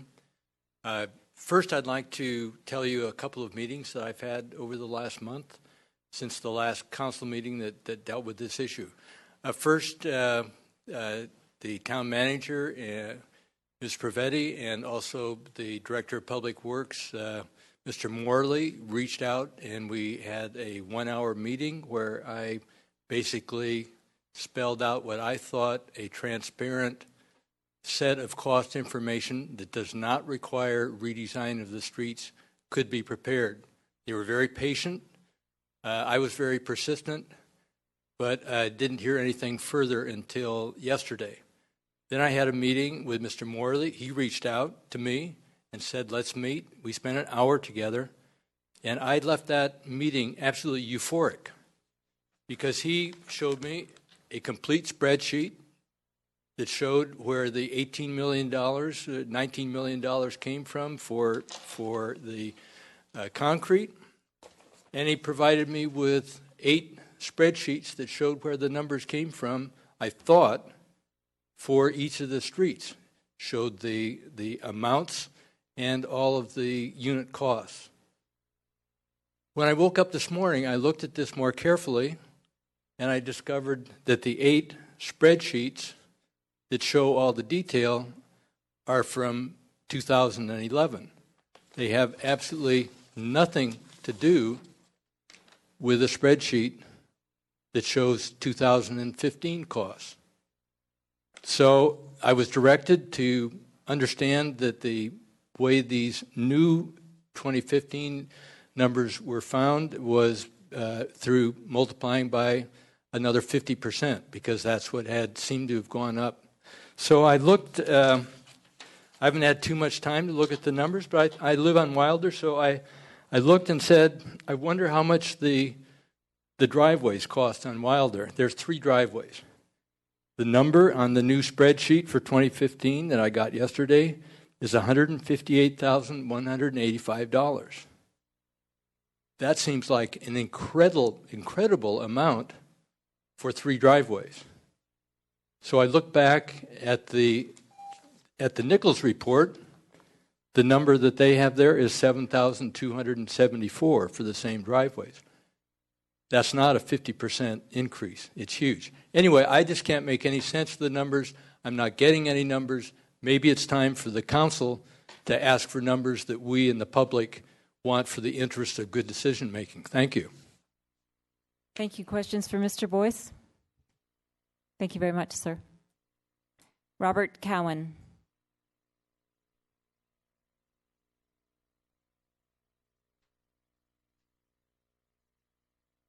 Yes, good evening. Bob Cowan at 222 Tate. I have just a couple of simple comments to make. And first of all, thank you for the efforts that you've made to find the funding. That's 90% of where we have to be. And I appreciate that very much. It's been a lot of work for you and for staff. My comments have to do with the bid process. And one of the things that's fascinated me was staff's work early on about the idea of looking at life cycle cost. That concrete will last longer. There's less maintenance over time. And I'm hoping that when the bids come in next spring, or perhaps late winter, that you'll have a chance to look at this concept of what's the cheapest material long term. The second comment I have has to do with the idea of streets. When the council made a decision last month concerning keeping the curbs where they are, it means less of an opportunity to save trees. And so I'm hoping, and I had a brief conversation today with Lisa Peterson about the idea of continuing the practice of swerving out the curb and cutting the sidewalk to a certain extent to keep trees. If you can't move the curb, maybe you can just swing out the curb. And I gave you a photograph example of how that would work. So it's quite common in the Alma Grove area. As the town evolved and street trees got bigger, sidewalks were made less wide, and curbs are extended out into the street to make trees work. And I hope that practice can continue. And I don't know how that works in terms of the ADA requirements, although I think Lisa said it might be an opportunity to do that. There's some strict requirements about safety, pedestrian safety, and handicap provisions. And I hope that that can be worked out in the next few steps in terms of the bid process. And that's all I have. Again, thank you very much for the effort to date. Thank you, sir. Are there questions for Mr. Cowan? Thank you very much. Angelia Dorner.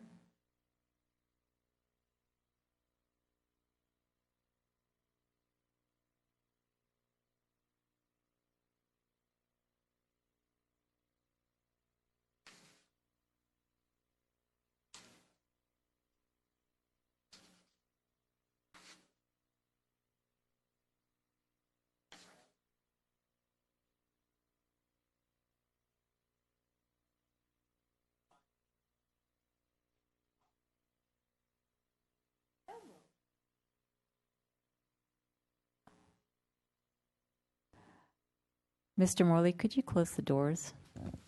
Thank you.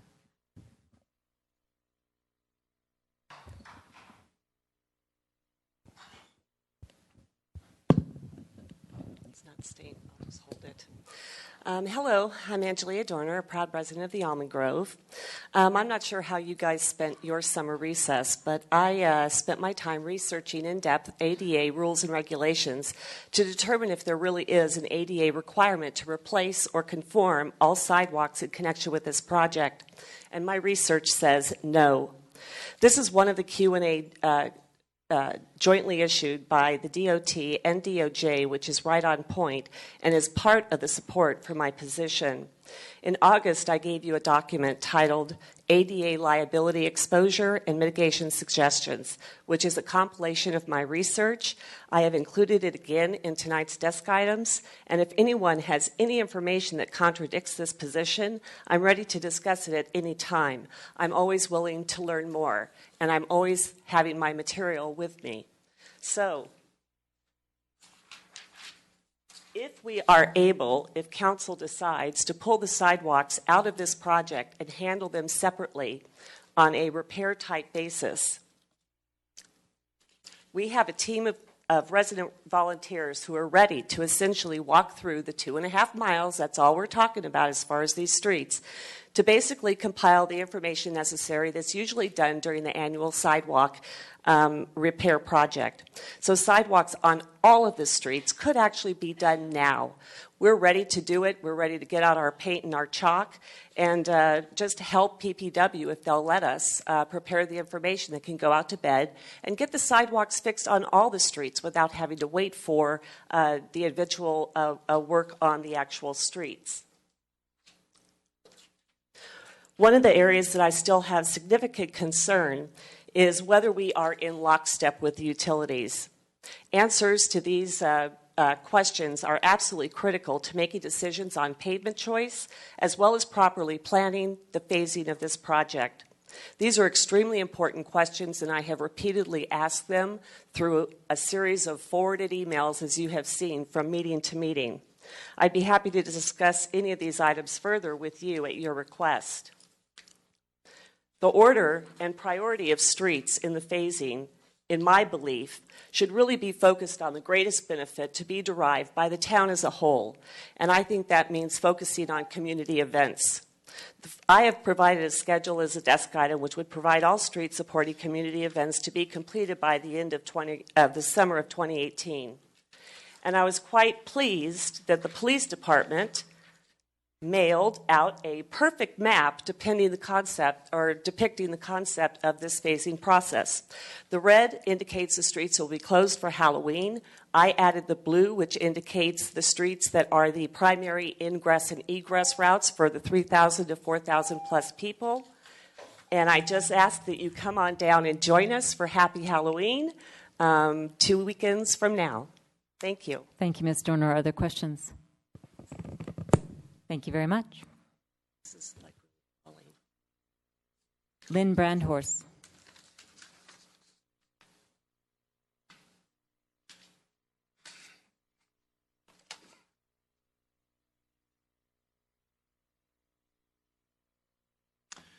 Good evening. I'm Lynn Brandhorst at 93 Broadway. Honorable Mayor, council members, staff.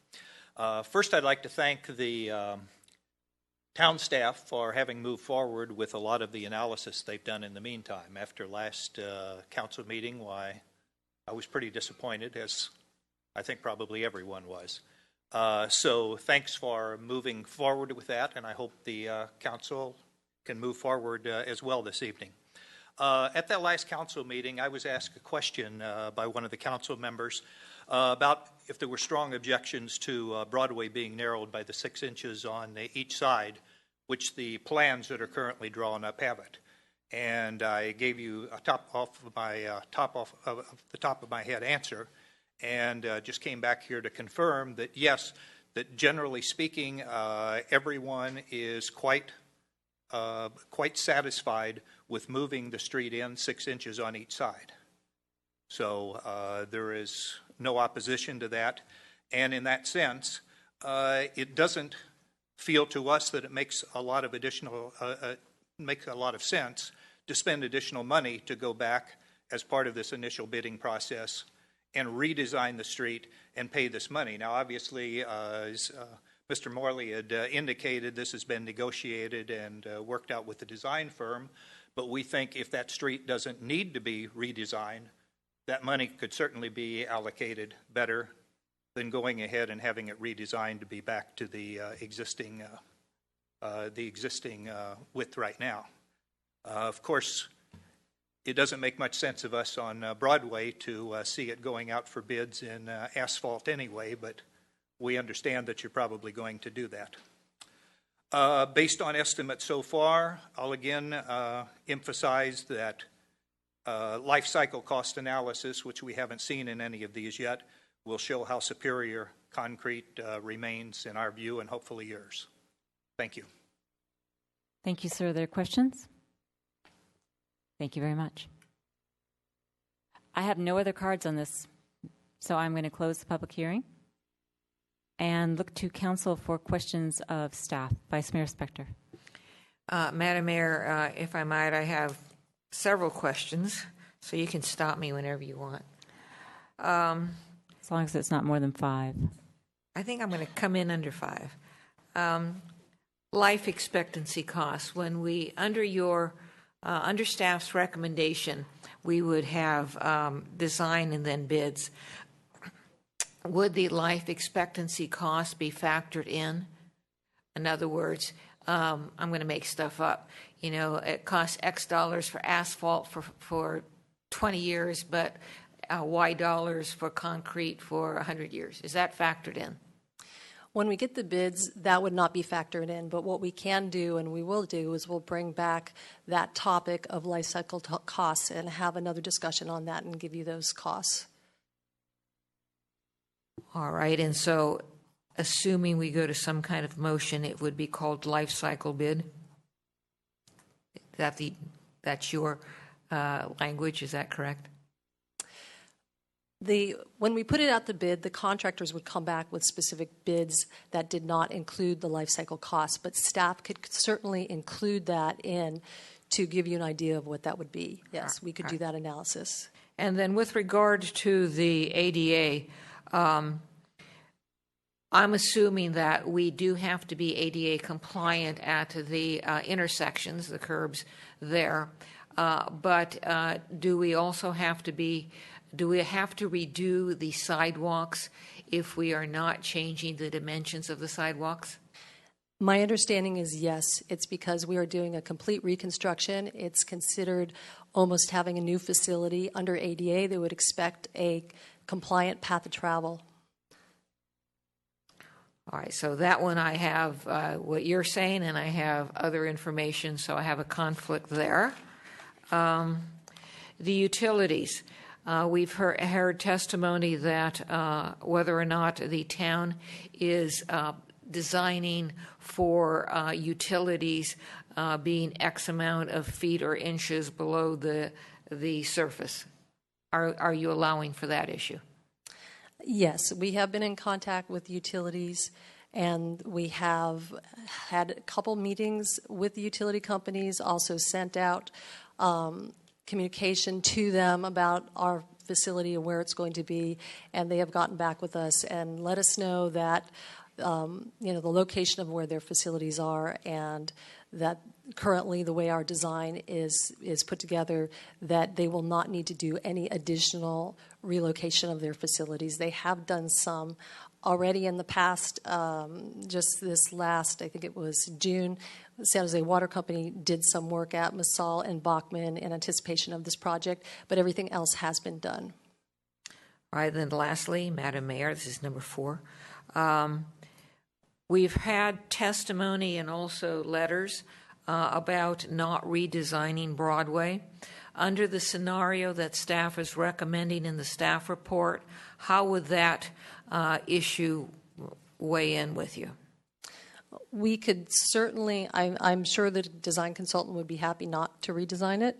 And we could probably ask them to get a credit for them not redesigning that. Thank you.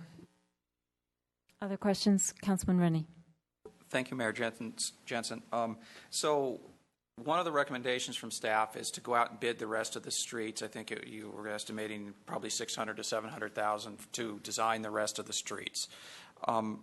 Does that include so they've got a design for concrete and they've got a design for asphalt, right? And so is there an extra cost to design for both of those in order to get bids for both of those? And about how much is that cost difference? Probably what we would do with the approval of council is when we put out the request for proposals, we would tell them that we'd be moving forward with one, either asphalt or concrete, so they didn't give us a cost to design for both, because that would be an additional incurred cost for the design. So if we, let me follow up with that a little bit. So then if we went with that recommendation, you couldn't actually do it until we got the bids back on the first 2 streets and made a decision. Is that correct? That's correct. Okay, so my second question is I'd like to ask the town attorney to remind us what the risk factor was for not doing the sidewalks, all of the sidewalks. So as mentioned by the member of the public, if you look at the design manuals and that are out, the standards for accessibility design is like 270 pages, and then you've got the ADA reference manual is 1,000 pages, and it does specifically mention that when you're doing this type of project, you absolutely do have to do those curb ramps at the end of each intersection. It doesn't address this specific issue of sidewalks in those design manuals, but there has been case law that has specifically stated now that sidewalks are considered facilities in a project of this magnitude. If you don't do the sidewalks, you will have a risk of being sued. And I gave you 6 lawsuits. I can name another 50 where this is a big-time cottage industry where towns and cities are being sued. Every time you open the paper, you'll find a new one. Long Beach was just this week, which is in the millions of dollars that they're settling because of this exact same issue. They weren't doing their sidewalks along with their streets. So, I mean, you can take that risk, but there is a risk involved. And so I'm leaving it up to the experts, the engineers, as to where those spots in these sidewalks for the least amount that can be done so that we can meet ADA requirements and not have to do them all, because I haven't done the legwork to know exactly where each spot is and where it needs to be met. But yes, if you don't do any of the sidewalks, there is tremendous risk, especially in this neighborhood where the flyers are. They're there at Halloween time quite a bit. They're there for the bike race. It's a high traveled area, which will open us up for additional risk. But that doesn't mean the council has a legal requirement to include the sidewalks as you do, like I said, for the ramps, which is specifically stated in the manual and the guidelines. Thank you. No more questions. Other questions? Councilwoman Sayoc. Okay, thank you. Ms. Peterson, so we've heard from testimony today as well as a letter from a resident on Broadway that they do not need their streets redesigned and they would be happy with what is currently created. If we don't move forward with the redesign on Broadway, you said we could get a credit back, but could you, be a little bit more specific? Does it help us in our cost savings? Yes, it would. And do you have a rough idea of how much? I would go, when negotiating with the consultant, hopefully they're not listening, negotiating with the consultant, I would ask for at least 50% because it's half. And then, in your opinion, is that 50% sufficient to complete Tate? Again, I would need to try to negotiate with the consultant. I don't know. Okay. Okay, and then if I may, 2 more questions. Mr. Boyce mentioned that the numbers between his 2015 spreadsheet and the 2011 do not meet up. So again, as I had the discussion on project cost estimating, the 2011 costs were conceptual design. So the scope and the quantities were not very well defined. And what we did to try to give council an idea of what all of the costs would be today is we took Broadway and Bachman, we looked at the escalation rate that happened from Broadway and Bachman between 2011 and 2015 when we have 100% design. And we took that escalation rate and applied it to the other remaining Almond Grove streets. And that's how we got the cost of what all the streets would be today. Again, until those streets have no design on them, those streets are strictly conceptual design. So what we put out there on the Almond Grove web page is just a conceptual estimate that was thrown out there. It's based on no design work. And ultimately, to get what the cost would be for those other streets, those streets would have to have a design. Okay, so I'm trying to follow you here. So let's use the $750,000 example for 3 driveways on Wilder. If we were to move forward with Broadway Bachman, we get bids, and that will help us further refine what the cost would be for Wilder, correct? Total cost. Total cost. But then when you are gathering more information, would the 3 driveways on Wilder, would we have a little bit more information so it's no longer $750,000 that we're looking at? I mean, at what point do we start to see real numbers? Because $750 for 3 driveways does sound ridiculous. And the point we'll have real numbers for those streets is when we're able to put a design together. Really what we were trying to do is show council what the total costs of those streets would be. As far as those streets broken down into components, there's no design on those streets yet. Until that design happens, it's going to be difficult to give cost certainty on those types of items. Okay, so if I understand this process correctly then, should we move forward on Broadway and Bachman, it gets redesigned, that redesign then goes out for a bid, those come back, and we again will look at what you've received and make a decision based on what has come back, and those numbers will be even more accurate than what you've presented before us. Is that correct? That's correct. Okay. And then my next question, if you can then, I know I've asked this a million times, but again, one more time, the reason why you cannot separate sidewalks and curb and gutters from streets is because of the elevation pitch. I hope I'm saying the right words. That's correct. And can you explain again to me why this is so different from all the other streets in town? Well, this street, again, we're putting in a curb and gutter that is actually a standard curb and gutter, but also it's raised up from where that original street elevation is, and that's to prevent conflicts with utilities. And consequently, that affects how that curb and gutter is conforming, with everything else going along with it that butts up against to it. And so are the utilities in the historic district higher than any other area, and that's why we're raising? So the utilities aren't necessarily higher. They just, happen to be where they're currently located, which we have done the location and gotten the information on where they are at. And, that's how, we have the knowledge base that there is going to be, there could be utility conflicts out there. Okay, now one more question. The question of any further utility work to be done once we have these beautiful brand new streets. And I know we've reached out and they're aware of where this is, but how far out do they forecast? Are we looking at 6 months? Are we looking at a year? Do you know from them how far out they can forecast and say, we will not be digging up your brand new streets? In general, we ask them to go a minimum of 5 years out because we have typically 5-year no-cut policy when there's a new street, and that's typical for a lot of agencies out there. In particular, because these are concrete streets, we have really emphasized with them that we don't expect them to be in there anytime soon. And again, to some extent, it's based on what they're telling us, and they're saying, we're fine. We've been out there. We've upgraded all our facilities out there. We're good.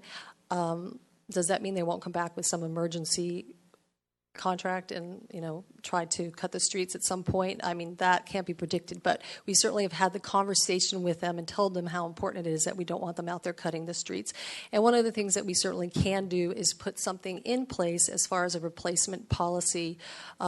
If in the future somebody is coming in to cut the streets because they want to upgrade their water service, because they're adding addition, or there's an emergency to come in there from a utility standpoint, we can try to put something in place that will require, a substantial replacement. For instance, if it was concrete, to replace the entire slab section rather than just to do a cut. And that's something that we can look at implementing as well.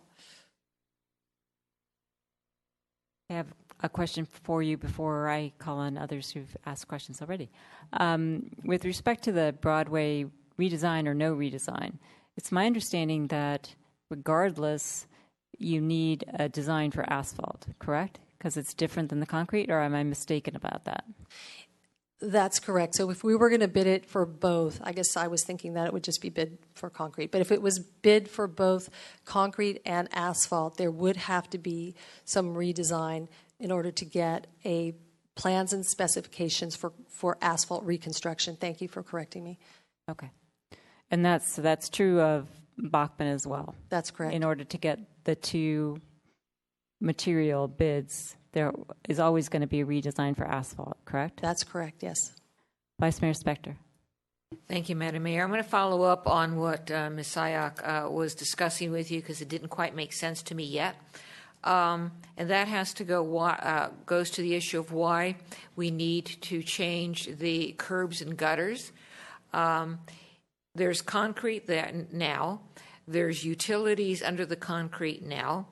If we were to, for example, repave with concrete, why do we need to change the curbs and gutters? And why would utilities be the driving factor? So there is, out there currently, the concrete is anywhere from 4.5 inches to 7 inches. So we're having a new structural section that's going out. That new structural section is thicker, and it's going to go further down into the existing dirt, so to speak.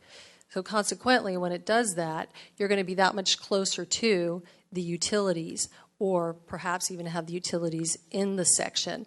Utility companies have specifics on how far away from the surface of the pavement that they want the utilities to be, because of, it's not just a matter of the utilities being within the structural section itself or in that section of, let's say, pavement and base that's getting put out there. It also has to do with having a certain distance away from those utilities, because when you get out there and you start constructing, they have concerns about those utilities, breaking or being impacted.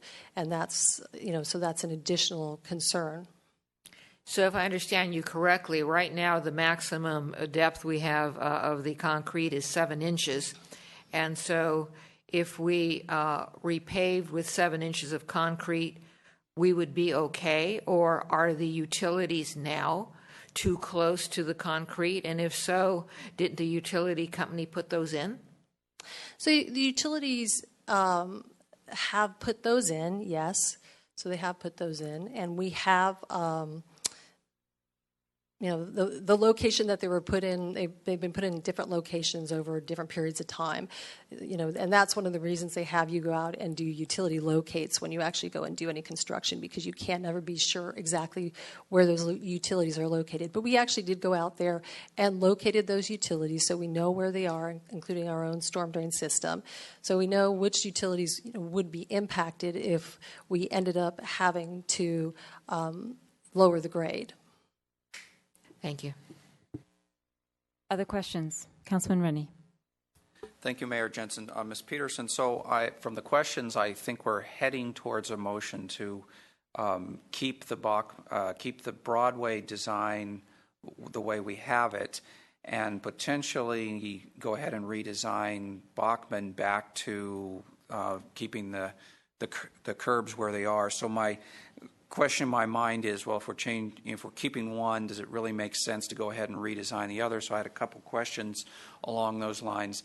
How much does the design that exists now move the curb in? And then the second part of it is, if we go back to keeping the curbs where they are, it looks to me like you're going to have to build several whoop-de-doos around the trees, I think is the technical term for them. How do those whoop-de-doos add significant costs to it, so that actually not moving the curb is going to cost us more? The whoop-de-doos won't add significant cost. And as far as the amount that the park strips were going to be widened, it was about 6 inches on average on Bachman. It was about a foot on average on Broadway. So that's on each side or total? That was on each side, but on Broadway, on one of the sections, it was only on one side of the street. Okay, thank you. Other questions? Councilwoman Sayak. It reminded me of a question about the trees. So at the last meeting, one of the two decisions we did make is to ensure that any changes to trees is in accordance with our tree ordinance. In the staff report, it was tree ordinance as well as staff analysis. Could you just be more specific what staff analysis you're referring to? Sure. So the staff analysis that we were referring to is that in the staff report, we had recommended keeping a number of the substantial trees, the elms, and the sycamores, because we felt those were significant, even though there were a number of those sycamore trees that were affecting the sidewalk and cracking the sidewalk. So the staff report was actually recommending keeping additional trees past what the tree ordinance would do. Okay, thanks. Anything else? Vice Mayor Spector. Thank you, Madam Mayor. On the trees, the reason that I didn't support the motion from the last meeting on the trees was because I felt as though the staff recommendation wasn't specific enough and wasn't sufficiently tied to the ordinance. And so I raised that question again, and we have a desk item on it. And my specific question was, are the trees going to be replaced under sections 2610-55 and 2610-63? And the answer was that it's going to be under the tree ordinance, including those sections. So I'm still uncomfortable. Does staff anticipate removing trees in a broader fashion than the tree ordinance allows? No. Thank you. Other questions for Ms. Peterson? Thank you very much. Thank you very much. All right, members of the council, now's the time for discussion and or a motion. Councilman Leonardis. Thank you, Mayor Jensen. I can appreciate all the effort that has gone into this and the recommendations of the staff report. And I could sort of see it two ways.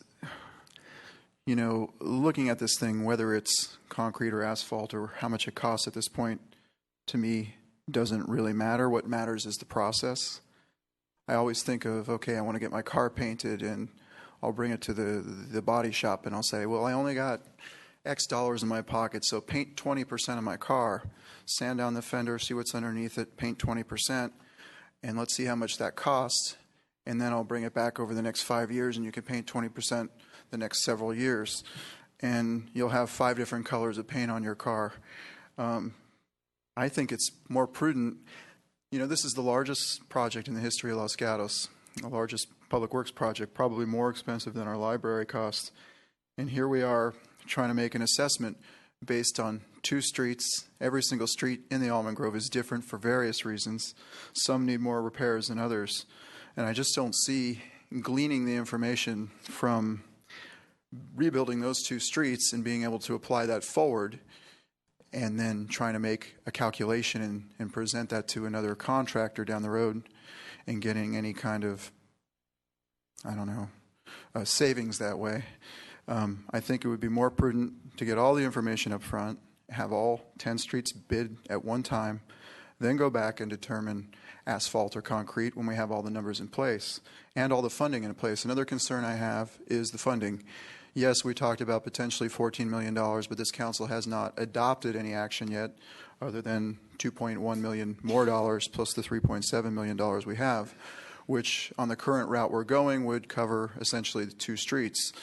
And what happens with future councils and future recessions and future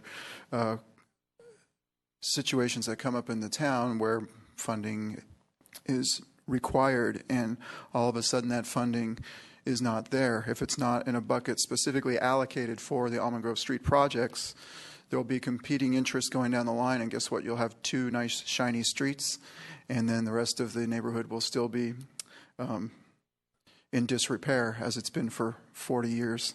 So I have a problem with the process of just going out and getting 2 streets finished and just kind of rolling the dice or whatever. I do appreciate the information in the staff report that says, well, yeah, we could take this information and then we'll go out and get the RFP and do the other 8 streets. But I find that, my thinking is that if you're able to do it all 10 at one time and get the bid and create a schedule, it'll be much more organized. It'll be much more efficient. It will be much less painful for the residents. And there's so many places for dollars to hide in these spreadsheets. As Mr. Boyce pointed out, is it $150,000 for 3 driveways or is it $7,000? Well, I have a tendency to believe it's $7,000. But when you're looking at spreadsheets and spreadsheets and spreadsheets of numbers and millions of dollars, it's one of the members of the public tonight pointed out it's 2.5 miles of streets. Is that $20 million? Is it $10 million? Is it $5 million? I don't know. But there's potential to hide millions and millions of dollars and potential to cost the citizens of Los Gatos an opportunity to save their tax dollars if we don't go about it with the right process. One other thought I had was, okay, here we are making an assumption. We do this and we take this step and we get a bid and we get the information and, we do Broadway and Bachman first. What if a contractor comes in and says, I want to approach it a different way. First thing I'm going to do is repave half of Bayview and then repave half of Masol and do this. And then the next year I'm going to come in and do those other halves in order to make the traffic all work or make the numbers work to do the project most efficiently. I don't think we have any inkling about how the contractor will approach this project. We're just making a bunch of assumptions about things that we think, yes, will work. But I think all those issues, whether it's concrete or asphalt, how we approach doing it, all should be done at one time and have it be the decision of the contractor armed with all the information at one time, even if it takes until 2017 to get that information, which I don't think it will, but that's what the staff report said. So I do appreciate the recommendations in the staff report, but I'm not leaning towards going with those recommendations because I think it's a piecemeal situation, and in the past on this council, when I saw things go through in pieces and this tug of war and this arm wrestling and this guessing and this kind of stuff, we end up with a worse result or we end up with an incompleted deliverable. So case in point, well, I'll just leave it at that. Councilwoman Sayak, I think you had your hand up. Did you? I missed that. Okay. Anyone else? Comments, questions, or a motion? Councilman Rennie. Thank you, Mayor Jensen. not sure how to address the filibuster, but I'm actually more in favor of the staff recommendations. I don't think we're going to be wasting money because regardless of what the estimate is now, that's not the price that we're going to pay. We're going to pay what's actually bid. We're going to get a better cost after we do the rest of the designs. We can get a little better estimate after we get the bids on Bachman and Broadway. So I don't see, I think it's actually to our advantage to do the phasing of the project and get started. I am a little concerned about trying to do bids right now, which is really the height of the construction boom. All the concrete in the area is being sucked into the Apple construction. All the workers are being sucked into the Apple construction. So, and the other constructions in Cupertino, actually, if you go down there, you'll see all the cranes. So it actually bidding over time is probably to our advantage as some of those higher cost periods ease up some. So I would maybe I'll try a motion and I'll see if anybody wants to amend it. So I would do a motion. My motion would be to accept the recommendations of the staff with some slight modifications. I would go ahead and say do not redesign Broadway, but use the design that we have now, maybe save money and only bid in concrete. I'm open to changing that if some want. I think the other council members want to go ahead and redesign Bachman, and we probably want some comparisons, so let's redesign Bachman to keep the curbs the way they are and do it in concrete and asphalt so that we have the comparison. And then for the other suggestions on here, again, phasing Broadway and Bachman first. Go ahead and issue a request for proposal for designing the remaining of the 8 streets and construct the sidewalks in compliance with the ADA where needed, save as best we can. And I think I've covered all their recommendations with my modifications. Okay, we have a motion on the floor. Is there a second? Excellent try, but that's going to... Oh, Councilwoman Sayoc. Okay, I'm going to request for more modifications tonight. Would the maker of the motion be amenable to, let's start with the easy ones first, to ensure that the trees will be in accordance with the tree policy as we decided last time, with the added specificity of no more trees to be taken out, other than, so that it's crystal clear that tree protection ordinance and further protection of existing mature trees. So let me make sure I understand. So I think what you're saying is follow the tree ordinance, maybe less trees, but definitely not more trees. Correct. I agree to that portion. Okay. Including a 5-year replacement policy so that there will be no cuts for a minimum of 5 years, as Ms. Peterson had recommended that we include to prevent utilities from... I'm okay with that, yes. Okay. And then with regard to keeping the design for Broadway and Bachman, my understanding is Broadway has to be redesigned anyway if we are to look at both concrete and asphalt. So if that is the case, I would actually request to amend it so that we move with the staff recommendation of redesigning Broadway and Bachman to retain the curb line, as was decided last time, both asphalt, both concrete, and those are the 2 that will go out to bid. And then I would agree with the rest of your motion.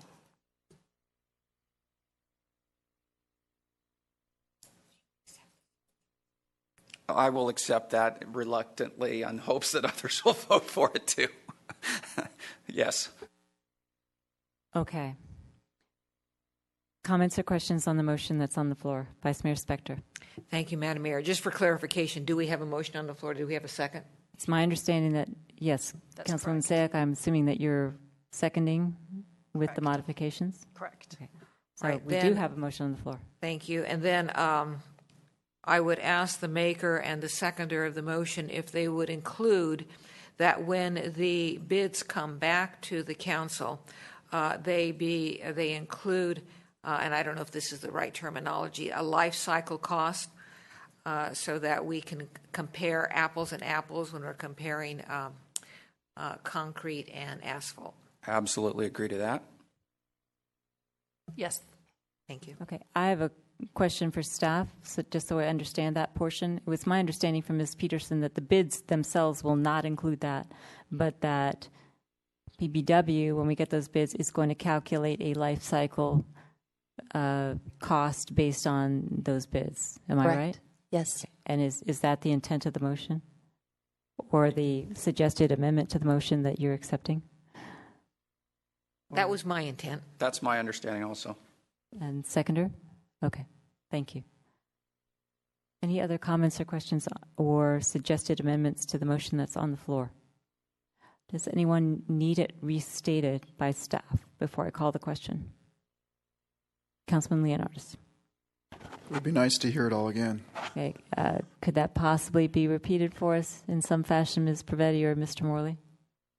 Okay, I will give it a shot with all of the friendly amendments, so please correct me if I'm wrong.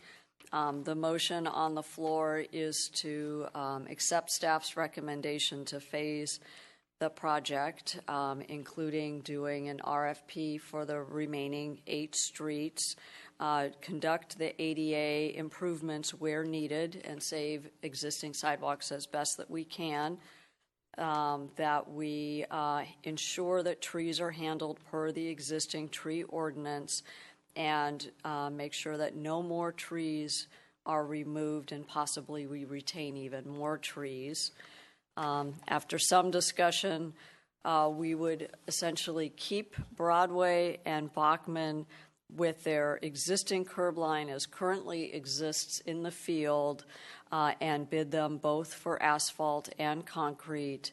Include a 5-year replacement policy, so that way if there are any cuts, those get mended, and that when bids return, that staff will include an estimate of life cycle costs for both asphalt and concrete, so council has the full information. Okay, maker of the motion or friendly amendments, does that comport with your understanding? Sounds correct to me, yes. Okay, Councilman Leonardis.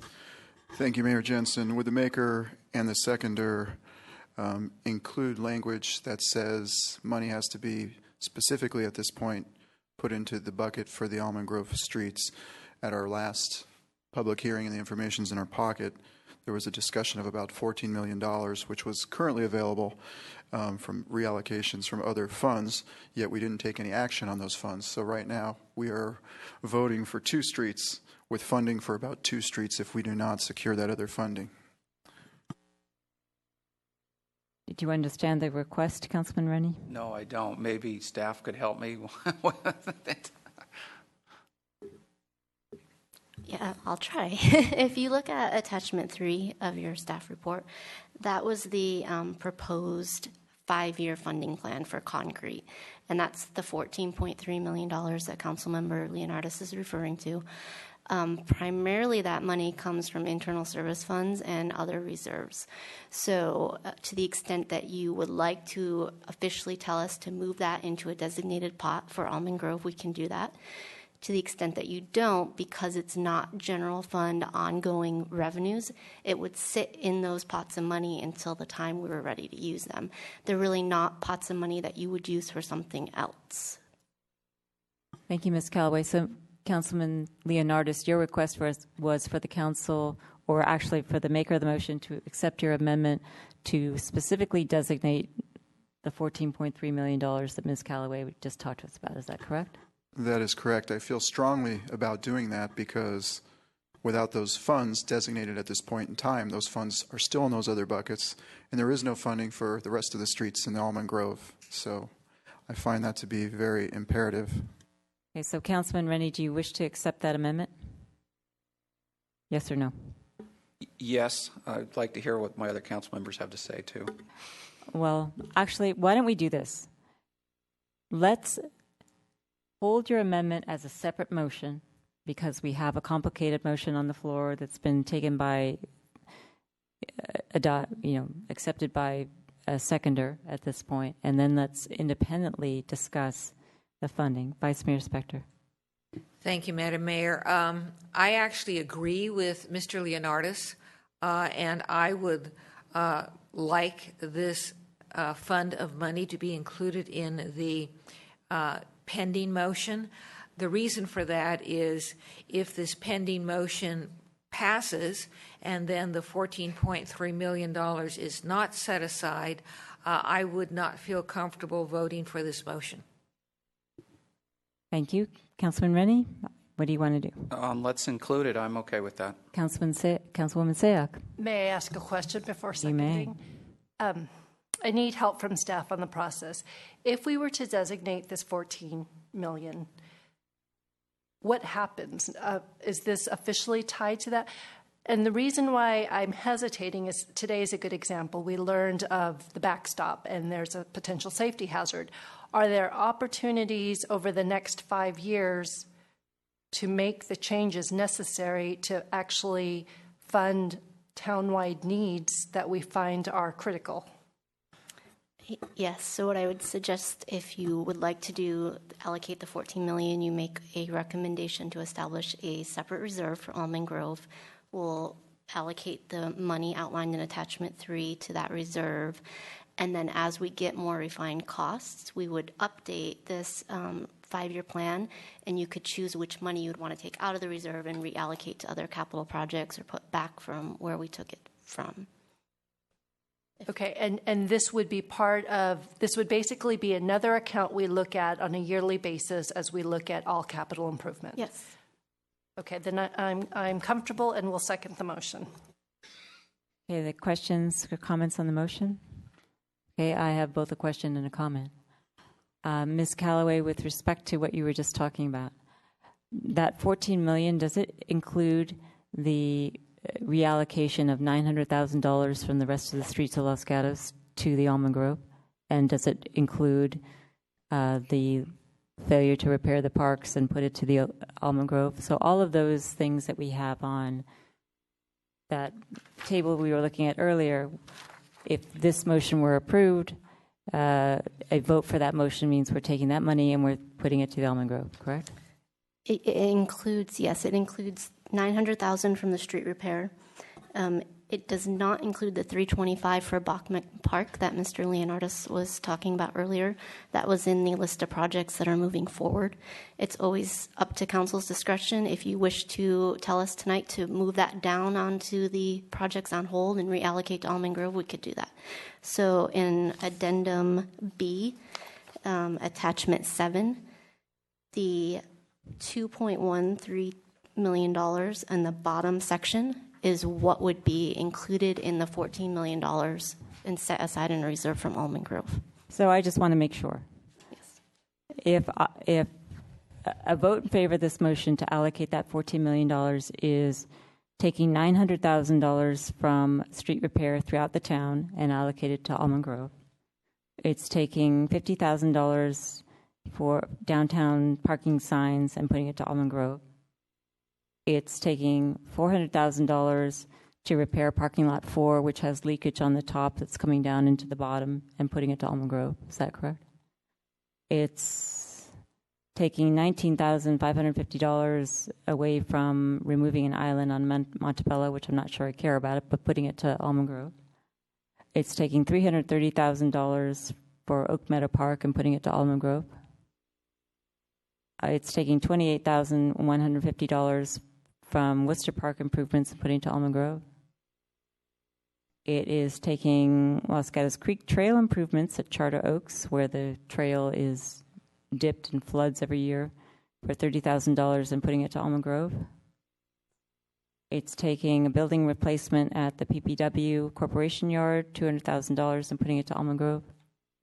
And $150,000 in proposed civic center improvements is taking that and putting it to Almond Grove. Is that correct? That's correct. Okay.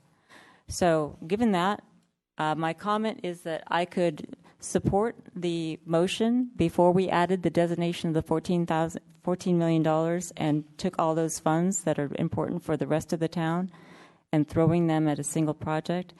Once we include that, I cannot vote for the motion. Councilman Leonardis. Thank you, Mayor Jensen. And it goes back to my original trend of thought where if we had bids for all 10 streets and we knew what it was actually going to cost up front, we wouldn't have to try to speculate how much money we need in the bucket up front and make these kinds of decisions. So to me, we're kind of backing into doing 2 streets that we have money for right now. We know we have the money for it. But the future of the rest of the Almond Grove project is very uncertain. And I heard testimony from the public that my street hasn't been fixed in 30, 40 years, and I want to fix it. I don't want Broadway to be fixed first, and et cetera, et cetera. So what I'm trying to do is come up with a solution where you have a funding pot of money that guarantees that all the streets will get done eventually, as opposed to just doing 2 streets and having all that uncertainty out there. And I totally appreciate your comments because it is, at this point in time, taking away from other priorities that are Mr. Morley has designated as less urgent in our community, but everything is urgent, you know, when you have $18 million worth of stuff you need fixed. So going back to my filibuster comments, I think it's important to approach the project where you know the cost of it up front, have the whole thing bid, and then you decide where the funding's going to come from. But it doesn't sound like the motion was that way. Other comments or questions on the motion? Councilwoman Sayoc. Okay, I realize I seconded this, and I want to make sure I understand what's happening. Now, I'm looking at attachment 7, street repair 2014-15, half a project, $900,000. When we did the budget review, we talked about there are streets in town that are at a certain index that if we repaired them, it would preserve them so that we would have to spend them less. This $900,000, would that then take away from that opportunity? So The answer is yes. Okay. And then the chart above that, where we talk about former library roof improvements, where roof condition requires replacement. Failure to replace a roof can lead to increased infrastructure damage. $90,000. Would that also be taken away? Or are these moving forward regardless of this motion? Those projects on the top list would continue to move forward unless the council directs otherwise.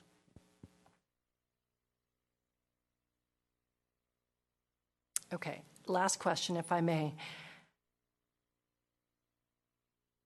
I understand Councilman Leonardis' concern. We need to set aside, and I'm comfortable if we have a pot of money where we put Almond Grove funding in it. But where I'm having difficulty now is this notion that no other work will ever get done until the funding is secure. And I'm not quite sure if that's what I'm hearing at this point. We know that there are items that are urgent and sensitive that we need to take, that need to happen. Are those going to happen this year, regardless of this motion? We've identified the projects that are urgent and sensitive, but making a decision not to pursue a project certainly has its impacts. So whether it's giving up the opportunity to do the trail improvements at Charter Oaks and to look for alternative solutions for that, or it's foregoing half of the street repair project, which essentially shifts the maintenance from other streets to the Almond Grove streets, is a decision that has an impact one way or the other. Okay, so I hate to do this, but I'm actually thinking of withdrawing my motion. Now, I completely support the concept of setting aside this $14 million, but if we have actually $2 million of identified needs, I don't want to hold up capital improvement projects that have already been identified that are also necessary. Is it possible to bifurcate so that the internal services that Ms. Calloway was talking about be moved into a new created fund for Almond Grove, yet still have money to continue on with other capital improvement? Ms. Pravetti? Yes, in fact, that would be another friendly amendment that the maker of the motion could consider, that instead of the $14.3 million, that you reduce it down to a reserve of $12.2, taking out the 2.1 of projects that are on hold. So if there are concerns and the council wants to continue to deliberate on those projects on hold, but yet you still want to have the certainty of having some kind of Almond Grove reserve, you could at least set aside the $12 million now. And then I also just want to point out that there's still going to be a funding gap regardless, and that's why, you know, your motion earlier tonight to establish the ad hoc committee to look at revenue options for a dedicated source for capital improvements is really important, and becomes all the more important if the gap is what it is for Almond Grove. So you could set aside any level for the Almond Grove Reserve and get that started this evening. Okay, so then would the maker of the motion entertain a friendly amendment to create a new Almond Grove account, put the $12 million set aside into that, but still retain the $2 million for further discussion based on the capital improvements that are identified on attachment 7? So yes, I accept that amendment, and I also just want to make a comment to keep in mind that these are really just a focus on this year. So when next year comes, there will be new money that arrives as possible capital funds, as there usually does. So, for example, you know, we said we will spend $900,000 less this year on street repair, but when next year comes, it'll go back to the normal amount, assuming we get the normal amount of extra money into capital funds. So just wanted to make you aware, and I agree that we could reduce it to the 12 and whatever change it was, because we actually don't need to fill the fund all the way up until we finish all the work, which is 2018 or 2019. It means we'll have additional work next year and the year after to pull funds into this, or from, you know, we've been looking at ways to increase revenues, and we placed 2 members on an ad hoc committee tonight to help do that. So I do accept your friendly amendment. Okay, then I will then second it. Councilman Leonardis. Thank you, Mayor Jensen. I mean, as we're discussing this, obviously there's a finite amount of money, and we're kind of robbing Peter to pay Paul to figure out how to pay for this project based on an assumption of a number, and without designating the money.